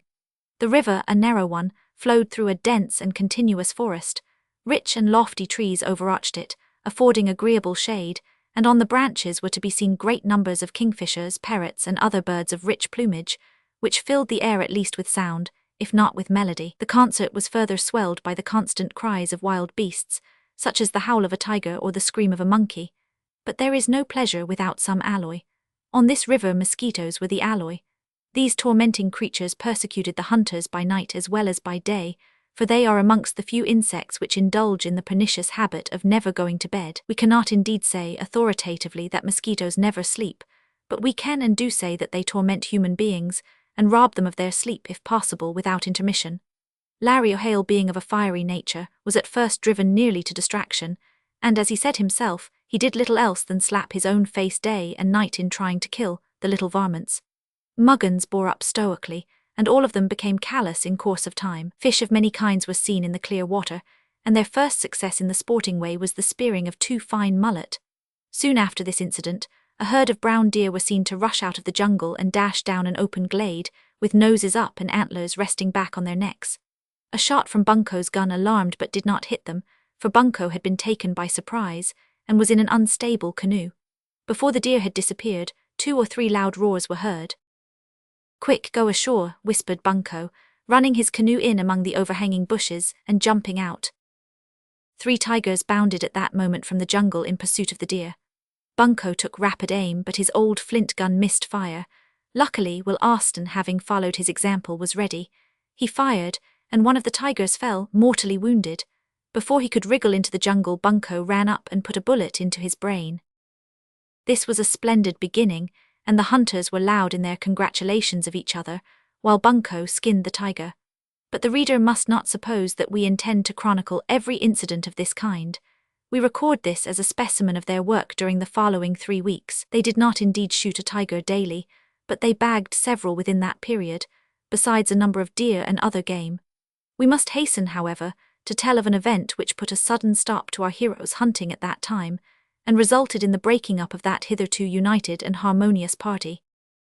One evening, a little before sunset, they came upon a small clearing, in the midst of which was a little house erected in the usual way upon wooden legs. The hunters found, to their surprise, that it was inhabited by an Englishman named Gordon, who received them with great hospitality and evident pleasure. He lived almost alone, having only one Negro manservant, whose old mother performed the duties of housekeeper. Here they passed the night in pleasant intercourse with a man who, besides being a countryman, and therefore full of interest about England, from which he heard regularly but at long intervals, was remarkably intelligent and had travelled in almost every quarter of the globe. As to his motive for secluding himself in such a wild spot, they did not presume to inquire, and never found it out. Next day they bade their host adieu, promising to make a point of spending another night in his house on their return. Our hunters had not gone far when a growl in one of the bushes induced them to land and search for the growler.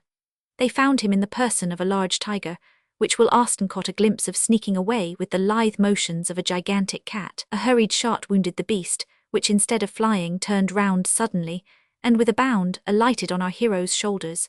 The shock hurled him violently to the ground. During the momentary but terrific struggle for life that followed, Will had presence of mind to draw his hunting knife and plunge it, twice deep into the tiger's side, but the active claws of the creature tore his thighs and arms. Several large blood vessels were injured. The light faded from the eyes of wandering Will.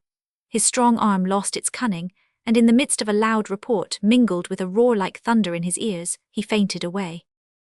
When Will recovered his senses, he found himself stretched on his back on a low couch in a hut, with a man kneeling over him, and his comrades gazing into his face with expressions of deep anxiety. Will attempted to speak but could not. Then he tried to move and in doing so fainted. On recovering consciousness, he observed that no one was near him except Larry O'Hale, who lay extended at his side, looking through the open doorway of the hut, while a series of the most seraphic smiles played on his expressive countenance. It would have been an interesting study to have watched the Irishman on that occasion. Just before Will Austen opened his eyes, he was looking into his pale face with an expression that was ludicrously woebegone. The instant he observed the slightest motion in his patient, however, he became suddenly abstracted, and gazed, as we have said, with a seraphic expression through the doorway. Poor Larry acted thus in order to avoid alarming his patient by his looks, but in spite of his utmost caution, Will caught him in the transition state, which so tickled his risible faculties that he burst into a laugh, which only got the length of a sigh, however, and nearly produced another fainting fit. "Ah then, darlin'," whispered Larry with the tenderness of a woman, "don't do it now. Sure ye'll go off again av ye do. Kape quiet, dear. 'Tis all right, ye'll be in a day or two. Bad luck to the bayist that did it." This latter remark brought the scene of the tiger hunt suddenly to Will's remembrance, and he whispered, for he had not strength to speak aloud. "Was he killed? Who saved me?" "Kilt," cried Larry, forgetting his caution in his excitement. "Fakes he was, and Bunko did it, too, blissins on his dirty face. Put the bowl between his two eyes and took the layest bit of skin off your own nose, but the blood was spoutin' from ye like water. And if it hadn't been that the cliver feller knowed all about tyin' up and there, honey, I wint and forgot. Don't mind me, och, sure he's off again." This was true. Our hero had lost almost the last drop of blood that he could spare with the slightest chance of recovery, and the mere exertion of listening was too much for him. For many weeks he lay in the hut of that hospitable Englishman, slowly but gradually returning from the brink of the grave, and during this period he found his host to be a friend in need, not only to his torn and weak body, but also to his soul. Day after day, Gordon sat beside his couch with unwearied kindness, chatting to him about the old country, telling him anecdotes of his former life, and gradually leading him to raise his thoughts from the consideration of time to eternity. Will Austen, like every unconverted man, rebelled at this at first, but Gordon was not a man to be easily repulsed. He did not force religious thoughts on Will, but his own thoughts were so saturated, if we may say so, with religion, that he could not avoid the subject, and his spirit and manner were so winning that our hero was at last pleased to listen. Will's recovery was slow and tedious. Before he was able to leave Gordon's cottage, his independent spirit was subdued by the Spirit of God, and he was enabled to exchange slavery to self for freedom in the service of Jesus Christ. For many a day after that did Will Austen lie helpless on his couch, perusing with deep interest the testament given to him by his mother when he left home. During this period his companions did not forsake him, but spent their time in hunting and conveying the proceeds to Tackames, where they disposed of them profitably. On one of these occasions they found that an English ship had touched at the port in passing, and among other things, Larry brought a number of old newspapers to the invalid. Among the first that he opened, we'll read the announcement of the sudden death of his own father. No information was given beyond the usual and formal statement, with the simple addition of the words, "deeply regretted." We need not say that this was a terrible shock to the poor wanderer, a shock which was rendered all the more severe when he reflected that he had parted from his father in anger. In his weak condition, Will could not bear up under the blow, and for some days he lay in such a depressed state of mind and body that his comrades began to fear for his life. But after that he rallied, and a sudden improvement took place in his health. One day he called his companions round him and said, "Friends, I have resolved to leave you and return to Europe. You know my reasons. I am not a companion but only a drag upon you, besides my mother is left unprotected. You will excuse me if I decline to enter into a discussion on this point. I have not strength for it, and my resolve is fixed." Will paused, and Larry O'Hale, with a leer on his countenance, asked by what road he meant to travel. "Across the Andes to the northern coast of South America," answered Will, smiling. "And you as wake as water, with legs like the pins of a water wagtail." "That will soon mend," said Will, jumping up and pulling on his clothes. "Get ready to go out hunting with me, Larry, if you have a mind to." Despite the remonstrances of his friend, Will Austen went out with his gun, trembling with weakness at every step. He was soon induced to return to the cottage, but his resolve was fixed. Next day he went out again, and finally, in the course of a week or two, had recovered so much of his old vigour that he felt able to set out on his journey. Of course there were many disputings and arguings as to who should go with him, but it was finally agreed that Larry and Bunco should be his companions. Indeed, these two would take no denial, and vowed that if he declined to accept of them as comrades, they would follow him as a rear-guard.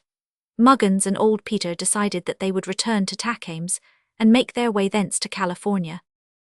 Just before parting, Larry took Muggins aside and said, in as dismal a tone as his jovial spirit was capable of, "It's little I thought, mate, that you and me would come for to part in this way, but of course I couldn't leave Mr. Austen in such a fix, so d'ye see I must say farewell.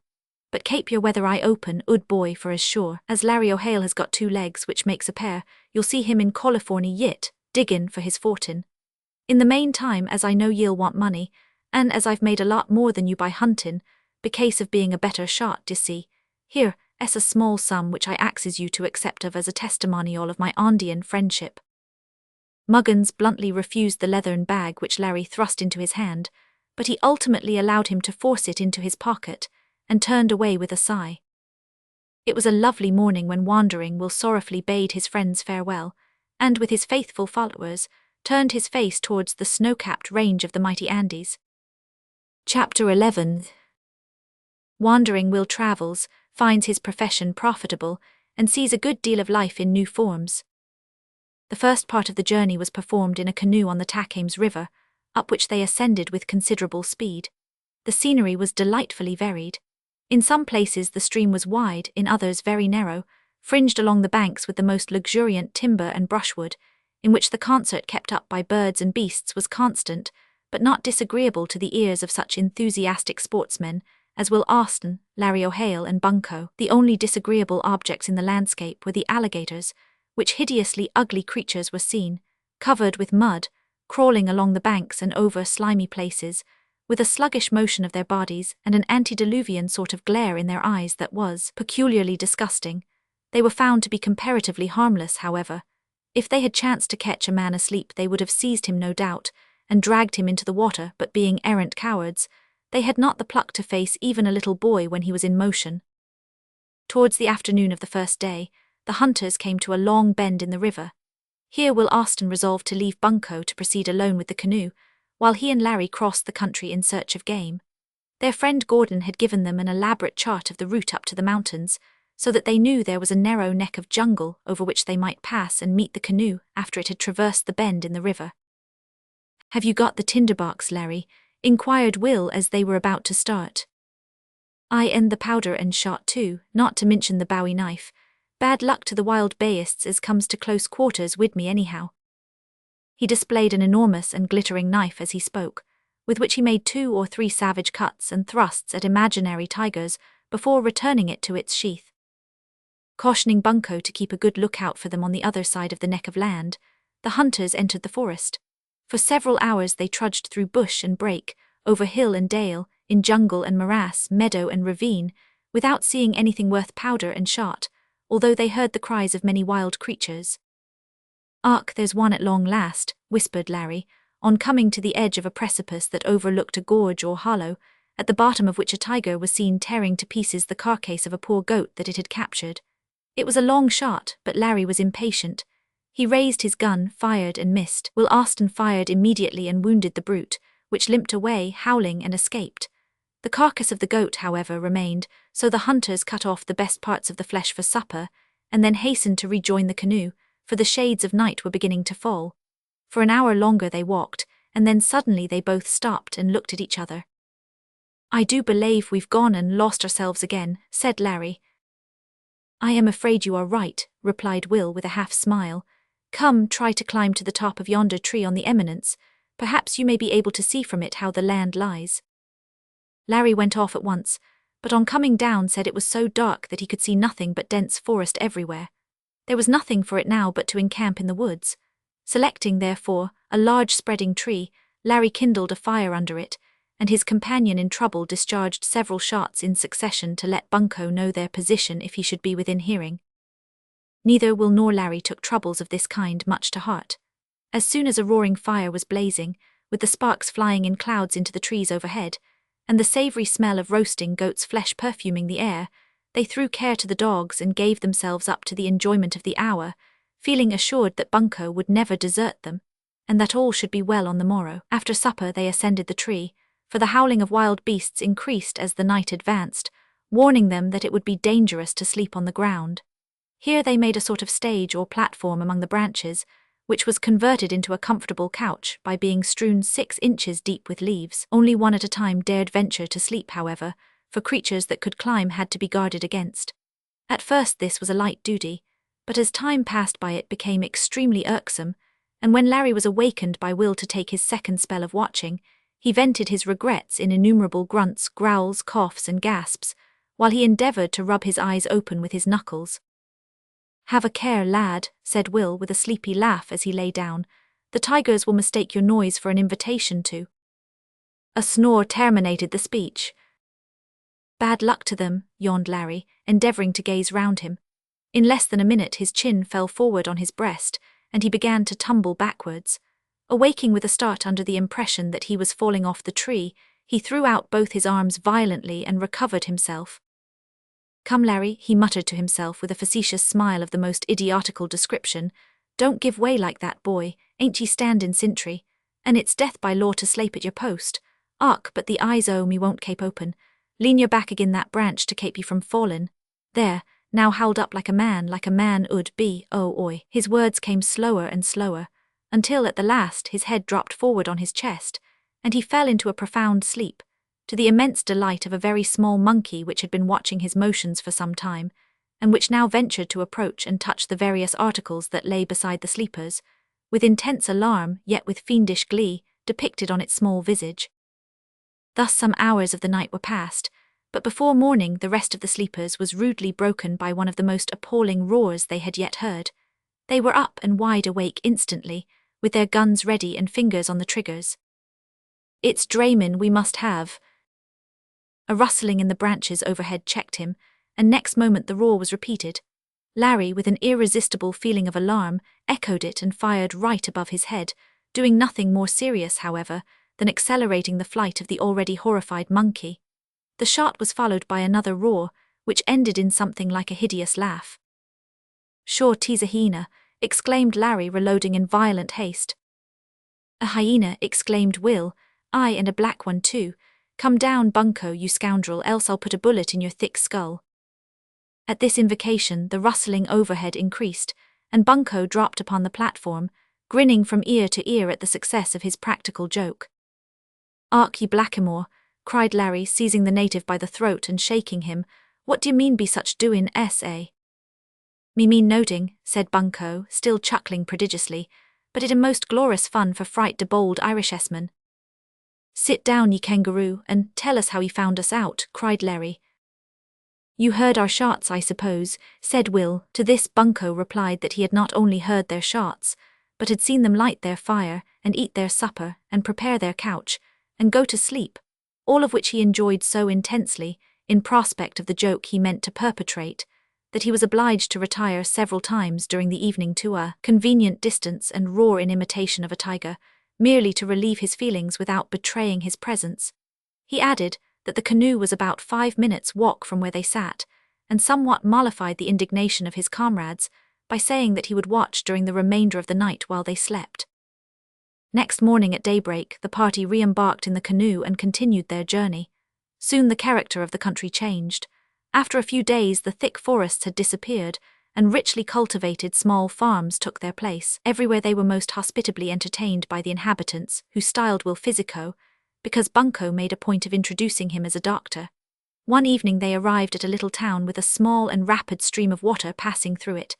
There was a square in the centre of the town, surrounded by orange, lemon, and other trees, which formed an agreeable shade and filled the air with fragrance. Not only was there no doctor here, but one was seldom or never seen. Immediately, therefore, our Physico was besieged for advice, and his lancet in particular was in great request, for the community appeared to imagine that bloodletting was a cure for all the ills that flesh is heir to. Will of course did his best for them, and was surprised as well as pleased by the number of doubloons with which the grateful people fed him. After passing some days very pleasantly here, Will made preparations to continue his journey, when an express arrived bringing intelligence from several of the surrounding towns, to the effect that a sort of revolution had broken out. It was fomented by a certain colonel in the employment of the state, who, finding that his services and those of his followers were not paid with sufficient regularity, took the simple method of recruiting his finances by a levy on the various towns in his neighborhood. He was, in fact, a bandit. Some towns submitted, others remonstrated, and a few resisted. When it was ascertained that the colonel and his men were on their way to the town in which our travellers sojourned, preparations were at once made for defence, and of course Will Austen and his comrades could do no less than volunteer their services. Chapter 12, in which terrible things are treated of, the Andes are crossed, the Orinoco descended and the book ended. At the time of which we write, it was not an uncommon thing, in the provinces on the western coast of South America, for dissatisfied military officers, with a number of malcontents, to get up miniature revolutions, which were generally put down after much plundering and bloodshed. These bands of armed men went about like regular banditti, disturbing the peace of the whole country. They were not much heard of in Europe, because intercommunication and telegraphy did not exist then as they do now, and insignificant affairs of the kind were not taken much notice of. One effect of the threatened attack on the town about which we write was, that the people became desperately excited and tremendously vigorous in their preparations. Arms were sought out and distributed, chests were opened, and gold and silver, in quantities that amazed Will and his friends, taken out and buried in the woods. Pistols, guns, and swords were produced in abundance, with plenty of ammunition, and the manner in which the men handled these proved that they meant to make a determined stand. Trees were felled, and the roads leading to the town barricaded.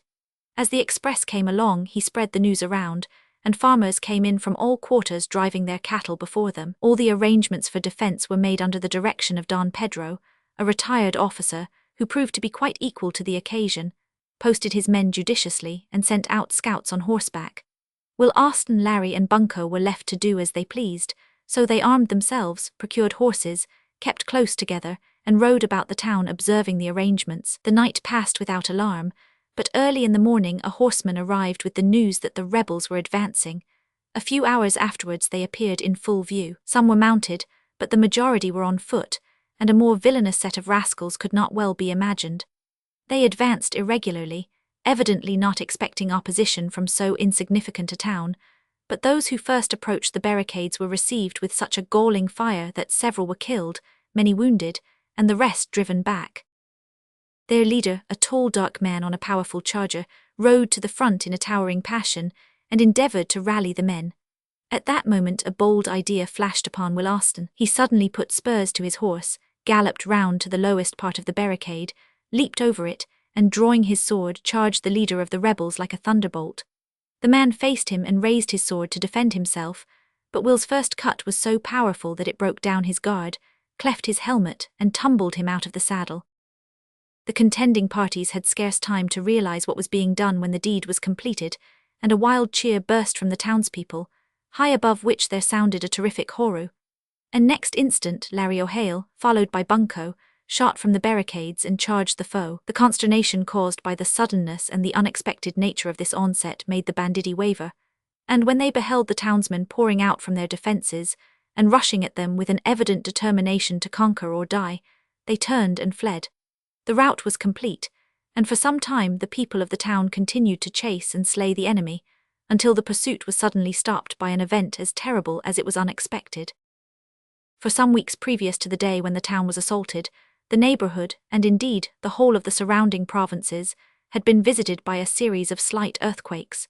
So common are these tremblings and heavings of the earth in South America, that unless very severe, not much notice is taken of them. At the time of which we write, the slight shocks had been so frequent that the people were comparatively indifferent to them. On the very day of the assault, there had been several smarter shocks than usual, and some of the more thoughtful among the inhabitants remembered that it was on an unusually dry summer, similar to the one that was then passing, that a terrible earthquake had visited the province of Venezuela and entirely demolished the city of Caracas.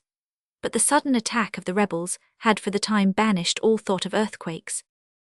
It was while the people of the town were pursuing their enemies that another shock of the earthquake occurred, and it was so violent that many of the pursuers paused, while others turned at once and ran back to the town. Here they found the women and children in a state of consternation, for they had more thoroughly realized the force of the shock, and the dreadful scenes that had taken place in Caracas, when upwards of 10,000 of the inhabitants perished, were still fresh in their memory. Another shock occurred just as Don Pedro, Will Austen, and his friends galloped into the principal square of the town. Here there were hundreds of cattle which had been driven there for safety, and crowds of people hurrying to and fro. The horsemen rode towards the principal church of the town, which had been made a place of temporary retreat for the women and children. They had got within a few hundred yards of it when there came a shock so terrible that it seemed as if the binding forces of nature were being dissolved. Hollow thunderings were heard deep in the bowels of the earth, which heaved and undulated almost as if it had been in a semi-liquid state, while great rents and fissures occurred here and there. Will Austen's horse stumbled into one of these and threw him, but he leaped up unhurt. Don Pedro and the others pulled up and dismounted hastily. Before they could make up their minds which way to turn or what to do, another shock occurred. The houses on either side of them began to sway to and fro, and one not far distant fell. Just then a terrible crash was heard, and Will Austen turned round in time to see the large church in the act of falling. Women and children were rushing out of it frantically, but those within were doomed. One wild and awful shriek mingled with the roar of the tumbling edifice, and 500 souls were instantaneously buried in a common grave. Terrible though this event was, much of the impression it was fitted to make on those who witnessed it was lost because of the danger that surrounded themselves. The shock or series of shocks continued for several minutes, during which time the houses were falling into ruins in all directions, and there was so much danger in remaining in any of the streets that most of the inhabitants who had escaped flocked, as with one consent, into the great square, many of them, however, being killed by falling masonry on their way thither. Others nearer the outskirts of the town fled into the woods. When this shock ceased, the earthquake appeared to have terminated for that time, but even if it had continued, further damage could scarcely have been done, for the little town was reduced to a heap of ruins. The desolation was complete. Scarcely a house was left uninjured, and the greater part of the buildings were completely demolished. But the sights that met the eye were not more terrible than the sounds which filled the ear. Death and destruction reigned on every side. Groans of agony and frantic cries for deliverance were heard issuing from beneath the ruins, while men, women, and children were seen rushing about with dishevelled hair and bloodshot eyes, wildly searching for, and shouting the names of, their lost relatives and friends, or crying to God for mercy. It was a sickening and terrible sight, a sight in regard to which those who dwell in the more favoured parts of our sin-smitten world can form but a very faint conception. At first all was disorder, but by degrees the spirits of the survivors began to calm down a little, and then systematic efforts were made to rescue those who had not been killed outright.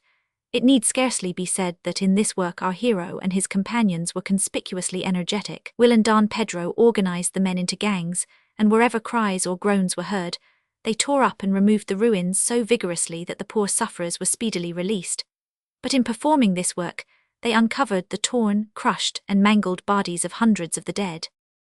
"Come here, Larry," said Will in a low, sad tone, as he stood on a pile of rubbish digging towards a spot where he had heard a faint cry as if from a female. The Irishman leaped to his side and saw a small hand sticking out of the rubbish. It quivered convulsively, showing that life still remained. With desperate eagerness yet tender care, the two men disentombed the poor creature, who proved to be a woman with a child clasped tightly in her broken and lacerated right arm.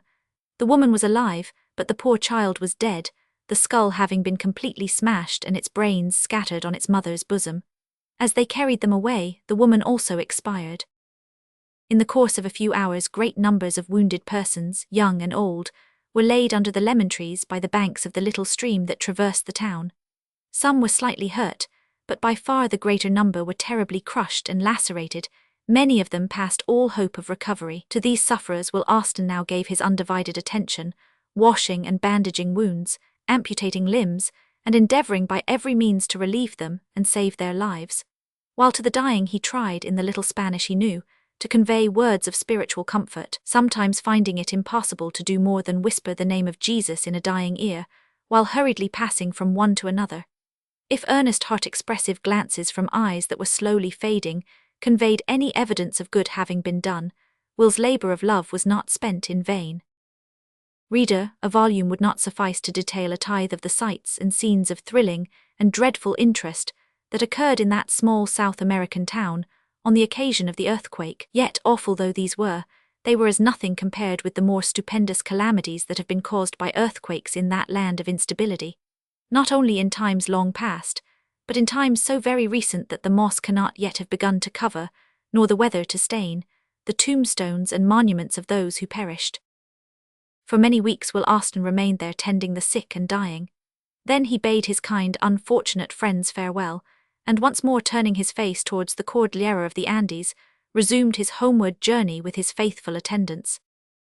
There are times in the career of a man, especially of one who leads a wandering and adventurous life, when it seems as though the events of a lifetime were compressed into the period of a few months, or weeks, or even days. Such, at least, was the experience of our hero while he travelled in the equatorial regions of South America. Events succeeded each other with such rapidity, and accumulated on each other to such an extent, that when he looked back, it appeared utterly incredible that he and his companions had landed on the coast of Peru only a few months before. It was natural, indeed, that in such a region, where the phenomena and the forces of nature are so wild and vast, one incident or adventure should follow quickly on the heels of another, but it did not seem to be altogether natural that each incident should be more singular or tremendous than its predecessor. In short, there seemed to be neither rhyme nor reason, as Larry said, in the fact that they should be continually getting out of the frying pan into the fire. Yet so it was, and now that they had left the low country and plunged into the magnificent recesses of the great Andes, the metaphor was still applicable, though not, perhaps, equally appropriate, for, whereas the valleys they had quitted were sweltering in tropical heat, the mountains they had now ascended were clothed in wintry snow. Far down in the valleys, Will Austen and his friends had left their canoe, and hired mules with an arriero or mule driver to guide them over the difficult and somewhat dangerous passes of the Andes. They had reached the higher altitudes of the mountains when we again introduced them to the reader, and were urging their mules forward, in order to reach a somewhat noted pass, before the breaking out of a storm which the arriero knew, from certain indications in the sky, was rapidly approaching. The party consisted of 4, Will, Larry, Bunko, and the arriero, with 3 baggage mules. On reaching an elevated position at a turn in the road, whence they could see far in advance, they halted. "Why, I had supposed this was the pass," said Will Austen, turning to Bunko. "Ask the arriero how far off it is now." "Troth, it's my belief that there's no pass at all," said Larry, somewhat doggedly, as he shifted about uneasily in the saddle. "Haven't we been comin' up to places all day that we thought was the pass? But they wasn't. I don't think Mr. O'Hara knows it hisself, and this bayest of a mule has blistered my hands and a'most broke my arms with baitin' of it, not to mention other parts o' me body. Och, but it's a grand place after all, very nigh as purty as the lakes of Killarney, only a bit bigger." The country was indeed a little bigger. From the dizzy ledge on which they stood a scene of the wildest sublimity met their gaze, and for a few minutes the travellers regarded it in profound silence. Mountains, crags, gorges, snowy peaks, dark ravines surrounded them, spread out below them, rose up above them everywhere in the utmost confusion. It was the perfection of desolation, the realization of chaos. At their feet, far down in the gorge below, lay a lake so dark that it might have been ink, but it was clear and so very still that every rock in the cliffs around it was faithfully portrayed. High overhead rose one of the more elevated peaks of the Andes, which, being clothed in pure snow, looked airy, almost unreal, against the blue sky. The highest peak of the Andes, Chimborazo, is more than 21,000 feet above the sea. The one before them was probably a few hundred feet lower. Of living creatures besides themselves, only one species was to be seen, the gigantic condor, the royal eagle of the Andes, which soars higher, it is said, than any other bird of its kind. Hundreds of condors were seen hovering above them, watching for their prey, the worn-out and forsaken mules or cattle which, while being driven over the pass, perished from exhaustion. "The ugly brutes, is it a goat they've got hold of there?" said Larry, pointing to a place where several of these monstrous eagles were apparently disputing about some prize. On reaching the place, the object in question was found to be the skeleton of a mule, from which every morsel of flesh had been carefully picked. "Hold my mule, Larry," whispered Will, throwing the reins to his comrade and grasping a rifle with which one of his grateful patients who survived the earthquake had presented him. A condor had seated himself in fancied security on a cliff about 200 yards off, but a well-aimed bullet brought him tumbling down. He was only winged, and when Will came up and saw his tremendous talons and beak, he paused to consider how he should lay hold of him. "Ark, what claws!" exclaimed Larry. "Ah," said Bunko, smiling, "more terrible for scratch than use grandmother, eh?" Before they could decide how to proceed, the arriero came up, threw the noose of his lasso over the head of the magnificent bird, and secured it easily. He measured 8 feet 7 inches from tip to tip of the expanded wings. Will Austin was anxious to skin this bird and carry it away with him as a trophy, but the guide protested. He said that the pass was now really within a short distance of them, but that the thunderstorm would soon come on, and if it caught them in the pass they ran a chance of all being lost. Will, therefore, contented himself with cutting off the head and talons of the condor, and then resumed his toilsome upward journey. According to the arriero's prophecy, the storm burst upon them in less than 2 hours, while they were still some distance from the top of the pass. Although they had now reached the region of snow, the zigzag track by which they ascended was tolerably visible, but as they proceeded dark clouds overspread the sky, and snow fell heavily, while peals of muttering thunder came from afar, echoing among the mountain peaks and betokening the rapid approach of the storm. The arriero looked anxious, and urged the mules on with whip and voice, turning his eyes furtively now and then in the direction of the dark clouds. Presently, on turning one of the bends in the track, they came upon a singular party travelling in the opposite direction. Their singularity consisted chiefly in this, that instead of mules they had a train of bullock wagons, which were laden with ponderous mill machinery. At their head rode a fine-looking man of middle age, who addressed Will in Spanish. Bunko's services as interpreter being called into requisition, the traveller told them that the pass was pretty clear, but advised them to make haste, as the storm would soon break, and might render it impassable. On the same ground, he excused himself for not staying to exchange news with them. "Your cargo is a strange one," said Will as they were about to part. The traveller admitted that it was, and explained that he meant to erect a flour mill in his native town, towards which he was hastening. At these words the arriero seemed peculiarly affected. He advanced to the traveller and said a few words. The latter started, turned pale, and asked a few hurried questions. While the arriero was replying, the pallor of the traveller's countenance increased. A wild fire seemed to shoot from his eyes, and his hands clutched convulsively the poncho which covered his breast. Suddenly he returned to his followers and gave them a few hurried orders. Then, without noticing anyone, he put spurs to his mule, and galloping down the track like a madman, was out of sight in a moment. His men at once unharnessed the cattle and followed him, leaving the wagons and the ponderous machinery in the snow. The first gust of the storm burst upon the travellers at this moment, and Will with his friends had to ride to a neighbouring cliff for shelter before he could ask the meaning of the peculiar conduct of the stranger. The guide soon cleared up the mystery by telling him, through Bunko, that the traveller was an inhabitant of the town which had been so recently destroyed by the earthquake. "I happen to know him by name," continued the guide, "and am aware that his wife with every member of his family was buried in the ruins. You saw how deeply he took it to heart, poor fellow." "Poor fellow indeed, God help him," said Will sadly as he left the shelter of the cliff and continued the ascent. They never saw the unfortunate man again, but it is worthy of remark that years after, Will Austin heard of him through a friend who happened to cross the Andes at the same point. The blow had been so severe that he never returned to claim his property, and there it lay for many a day on the wild mountain pass. Perchance there it lies still, far from the abodes of men, and utterly useless, save as a ponderous monument and memorial of the terrible catastrophe which had robbed its owner of home, kindred, wealth, and earthly hope. The storm had at last burst upon our travellers in all its fury, and very different is the storm in these weird altitudes, where earth and heaven seem to meet, than in the plains below. The wind came whistling down the gorges as if through funnels, driving before it not only snow but sand and pebbles, so that for a time our travellers, being unable to face it, were compelled to seek shelter under a ledge of rock. After the first burst there was a short lull, of which they availed themselves to push on. Will, being mounted on the best mule, went considerably ahead of his companions, but at last the falling snow became so thick as to render objects almost invisible. The track, too, which ran unpleasantly near the edge of a precipice, was almost obliterated, so he thought it best to wait for the others. Just then another squall came howling down the gorge at his right. His mule became restive and frightened, and slipping on the snow came down on its knees. The violence of the wind rendered it almost impossible to keep the saddle, so this decided Will. He slid off. Scarcely had he done so when there came a gust which fortunately threw him flat down, At the same time his mule staggered over the edge of the precipice. One moment Will saw the poor animal struggling to regain its footing, the next it was rolling down into the abyss, bounding from rock to rock, and he knew, although the swirling snow prevented him seeing it, that his steed was, in a few minutes, dashed to pieces in the gorge 1,000 feet below. For some time Will did not dare to rise. The gale grew fiercer every moment, and the darkness, not of night but of thick clouds, increased. As the snow accumulated over him he feared being buried alive, so he struggled out of the drift and looked around him. It was utter chaos, not a landmark was visible.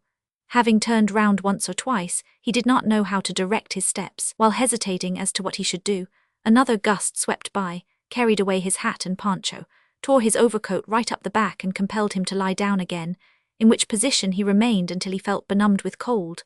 Knowing that to remain much longer in that position would ensure his death, our hero rose and staggered forward a few paces, he scarce knew whither. There was a lull in the gale at this time, and he continued to advance when a voice behind arrested him. "Horu, doctor, whereabouts are ye?" "Hallowed Larry, here I am, all right." "Fakes, it's well ye are that same," said Larry, looming through the drifting snow like a white spectre, "for it's all wrong with us. The poor beasts, why, the pax has gone clane over the cliffs and been smashed to smithereens. More betoken it's the one that carried the kittle and the salt beef, but the one why the biscuit and the fryin' pan is safe, and that's a comfort anyhow." Will expressed his regret at this, and was beginning to tell how his own mule had been killed, when Bunko suddenly made his appearance, and, seizing him by the collar, dragged him with extreme violence a few paces forward. For one brief instant a flush of anger mingled with Will's surprise at this unceremonious treatment, but all other feelings gave way to one of gratitude to God when, observing his faithful attendant point to the spot from which he had been dragged, he turned round and saw that he had been standing on the extreme verge of the precipice. Had he advanced one step after being arrested by the voice of his comrade, his mangled body would, in a few seconds, have been lying beside that of his poor mule.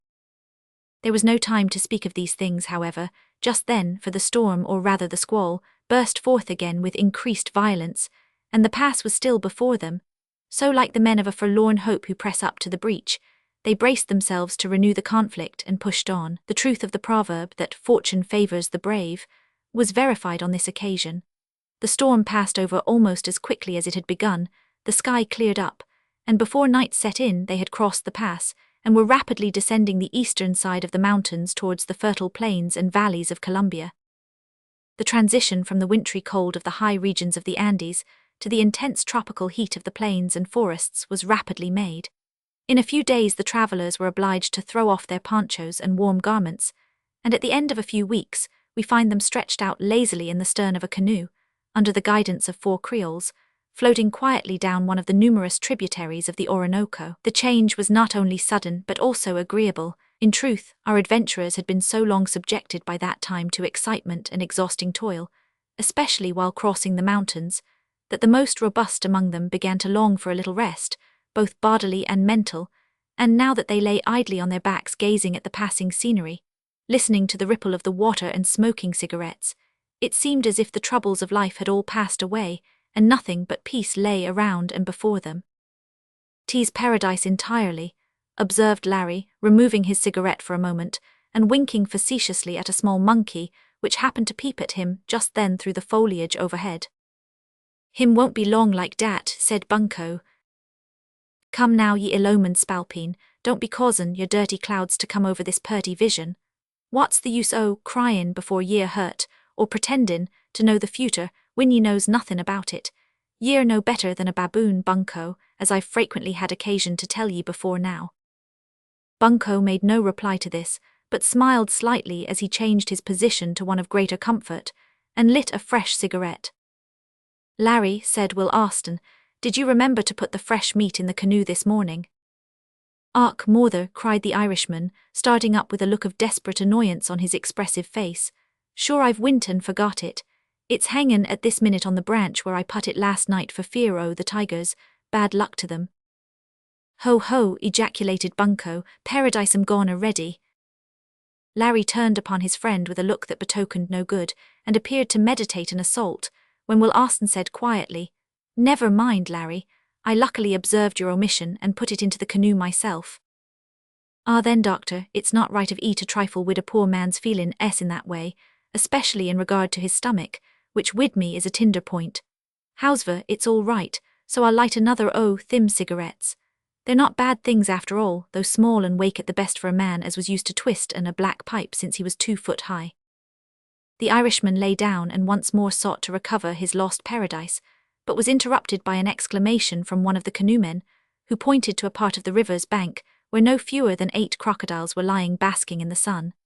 They were of various sizes, from 8 to 20 feet in length, and slept with their jaws wide open, and their formidable rows of teeth exposed to view. "Well, what is to do?" asked Larry, half rising. "Oh, hums only want you to look to de brutes. Tink you hab never seed him for today," said Bunko. "Tell him he's mistaken then," replied Larry testily. "We've often seed 'em before and don't want to be roused up by such trifles." Saying this, the Irishman once more sank into a recumbent state of felicity, but his peaceful tendency was doomed to frequent interruptions, not only on that day, but on many other occasions during the voyage down the Orinoco.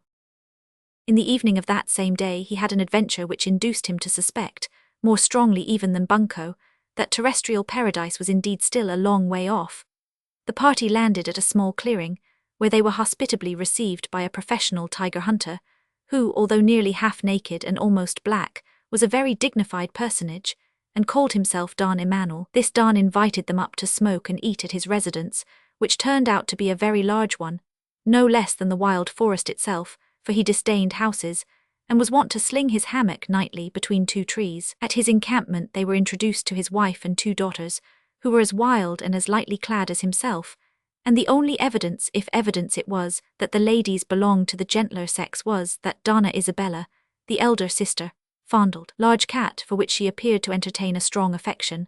Having supped and smoked, the travellers slung their hammocks to the trees and went to sleep. In the middle of the night, several times, they were awakened by the cries of the denizens of the thickets. It was supposed that when any 2 of these took to fighting the others were stirred up to roar in sympathy. Be this as it may, the mingled cries, roars and shrieks of sapajous, ulwats, jaguars, cougars, pacaris, sloths, curassows, parrots, etc. broke forth from time to time with such fury that sleep was almost unattainable. Then a thunderstorm came on which wet them to the skin. After that a large vampire bat bit Bunko on the nose, causing that worthy to add his noise to the general concert. And finally, a soft hairy animal dropped from a branch into Larry Hale's hammock. The Irishman received it with open arms and a yell of terror. He crushed it to his chest, which drew forth a responsive yell of agony from the animal, whose claws and teeth were instantly fixed in Larry's chin and cheeks. He caught it by the tail. The teeth and claws were at once transferred to his hands. Then he seized it by the throat, from which there issued a gasping shriek as he hurled it high into the air, whence it descended into the embers of the expiring fire, and, bolting violently from that too warm spot, sent up a shower of sparks which revealed the fact that the unfortunate man had all but annihilated Donna Isabella's favourite cat. Thus they proceeded down the Orinoco and finally reached the sea-coast, where they opportunely found a vessel ready to sail for Old England. It was not long, therefore, before they were once more out upon the wide sea, with the happy consciousness that they were actually homeward bound. There are times in a man's career when realities appear to memory like the dim shadows of a dream, just as there are periods when dreams rise up with all the bold and startling vividness of reality. Our adventurers felt something of this when they had been a few days at sea, and began to think of and talk about their recent career in South America. It seemed to them as though their romantic life in the woods, their encounters with wild beasts, their adventures and misadventures in Ecuador, their dangers and difficulties in crossing the Andes, and their tranquil descent of the Orinoco, were a confused yet vivid vision, and often, while pacing the deck together, or sitting on the bulwarks of the ship in the dreamy idleness of passenger life at sea, did they comment upon the difficulty they had in regarding as indubitable facts the events of the last few months. Nevertheless, as Larry expressed it, there could be no doubt whatever that it was all true, and after all, according to his carefully formed estimate, worse luck might have befallen them than being cast away on the shores of Peru and lost in the forest.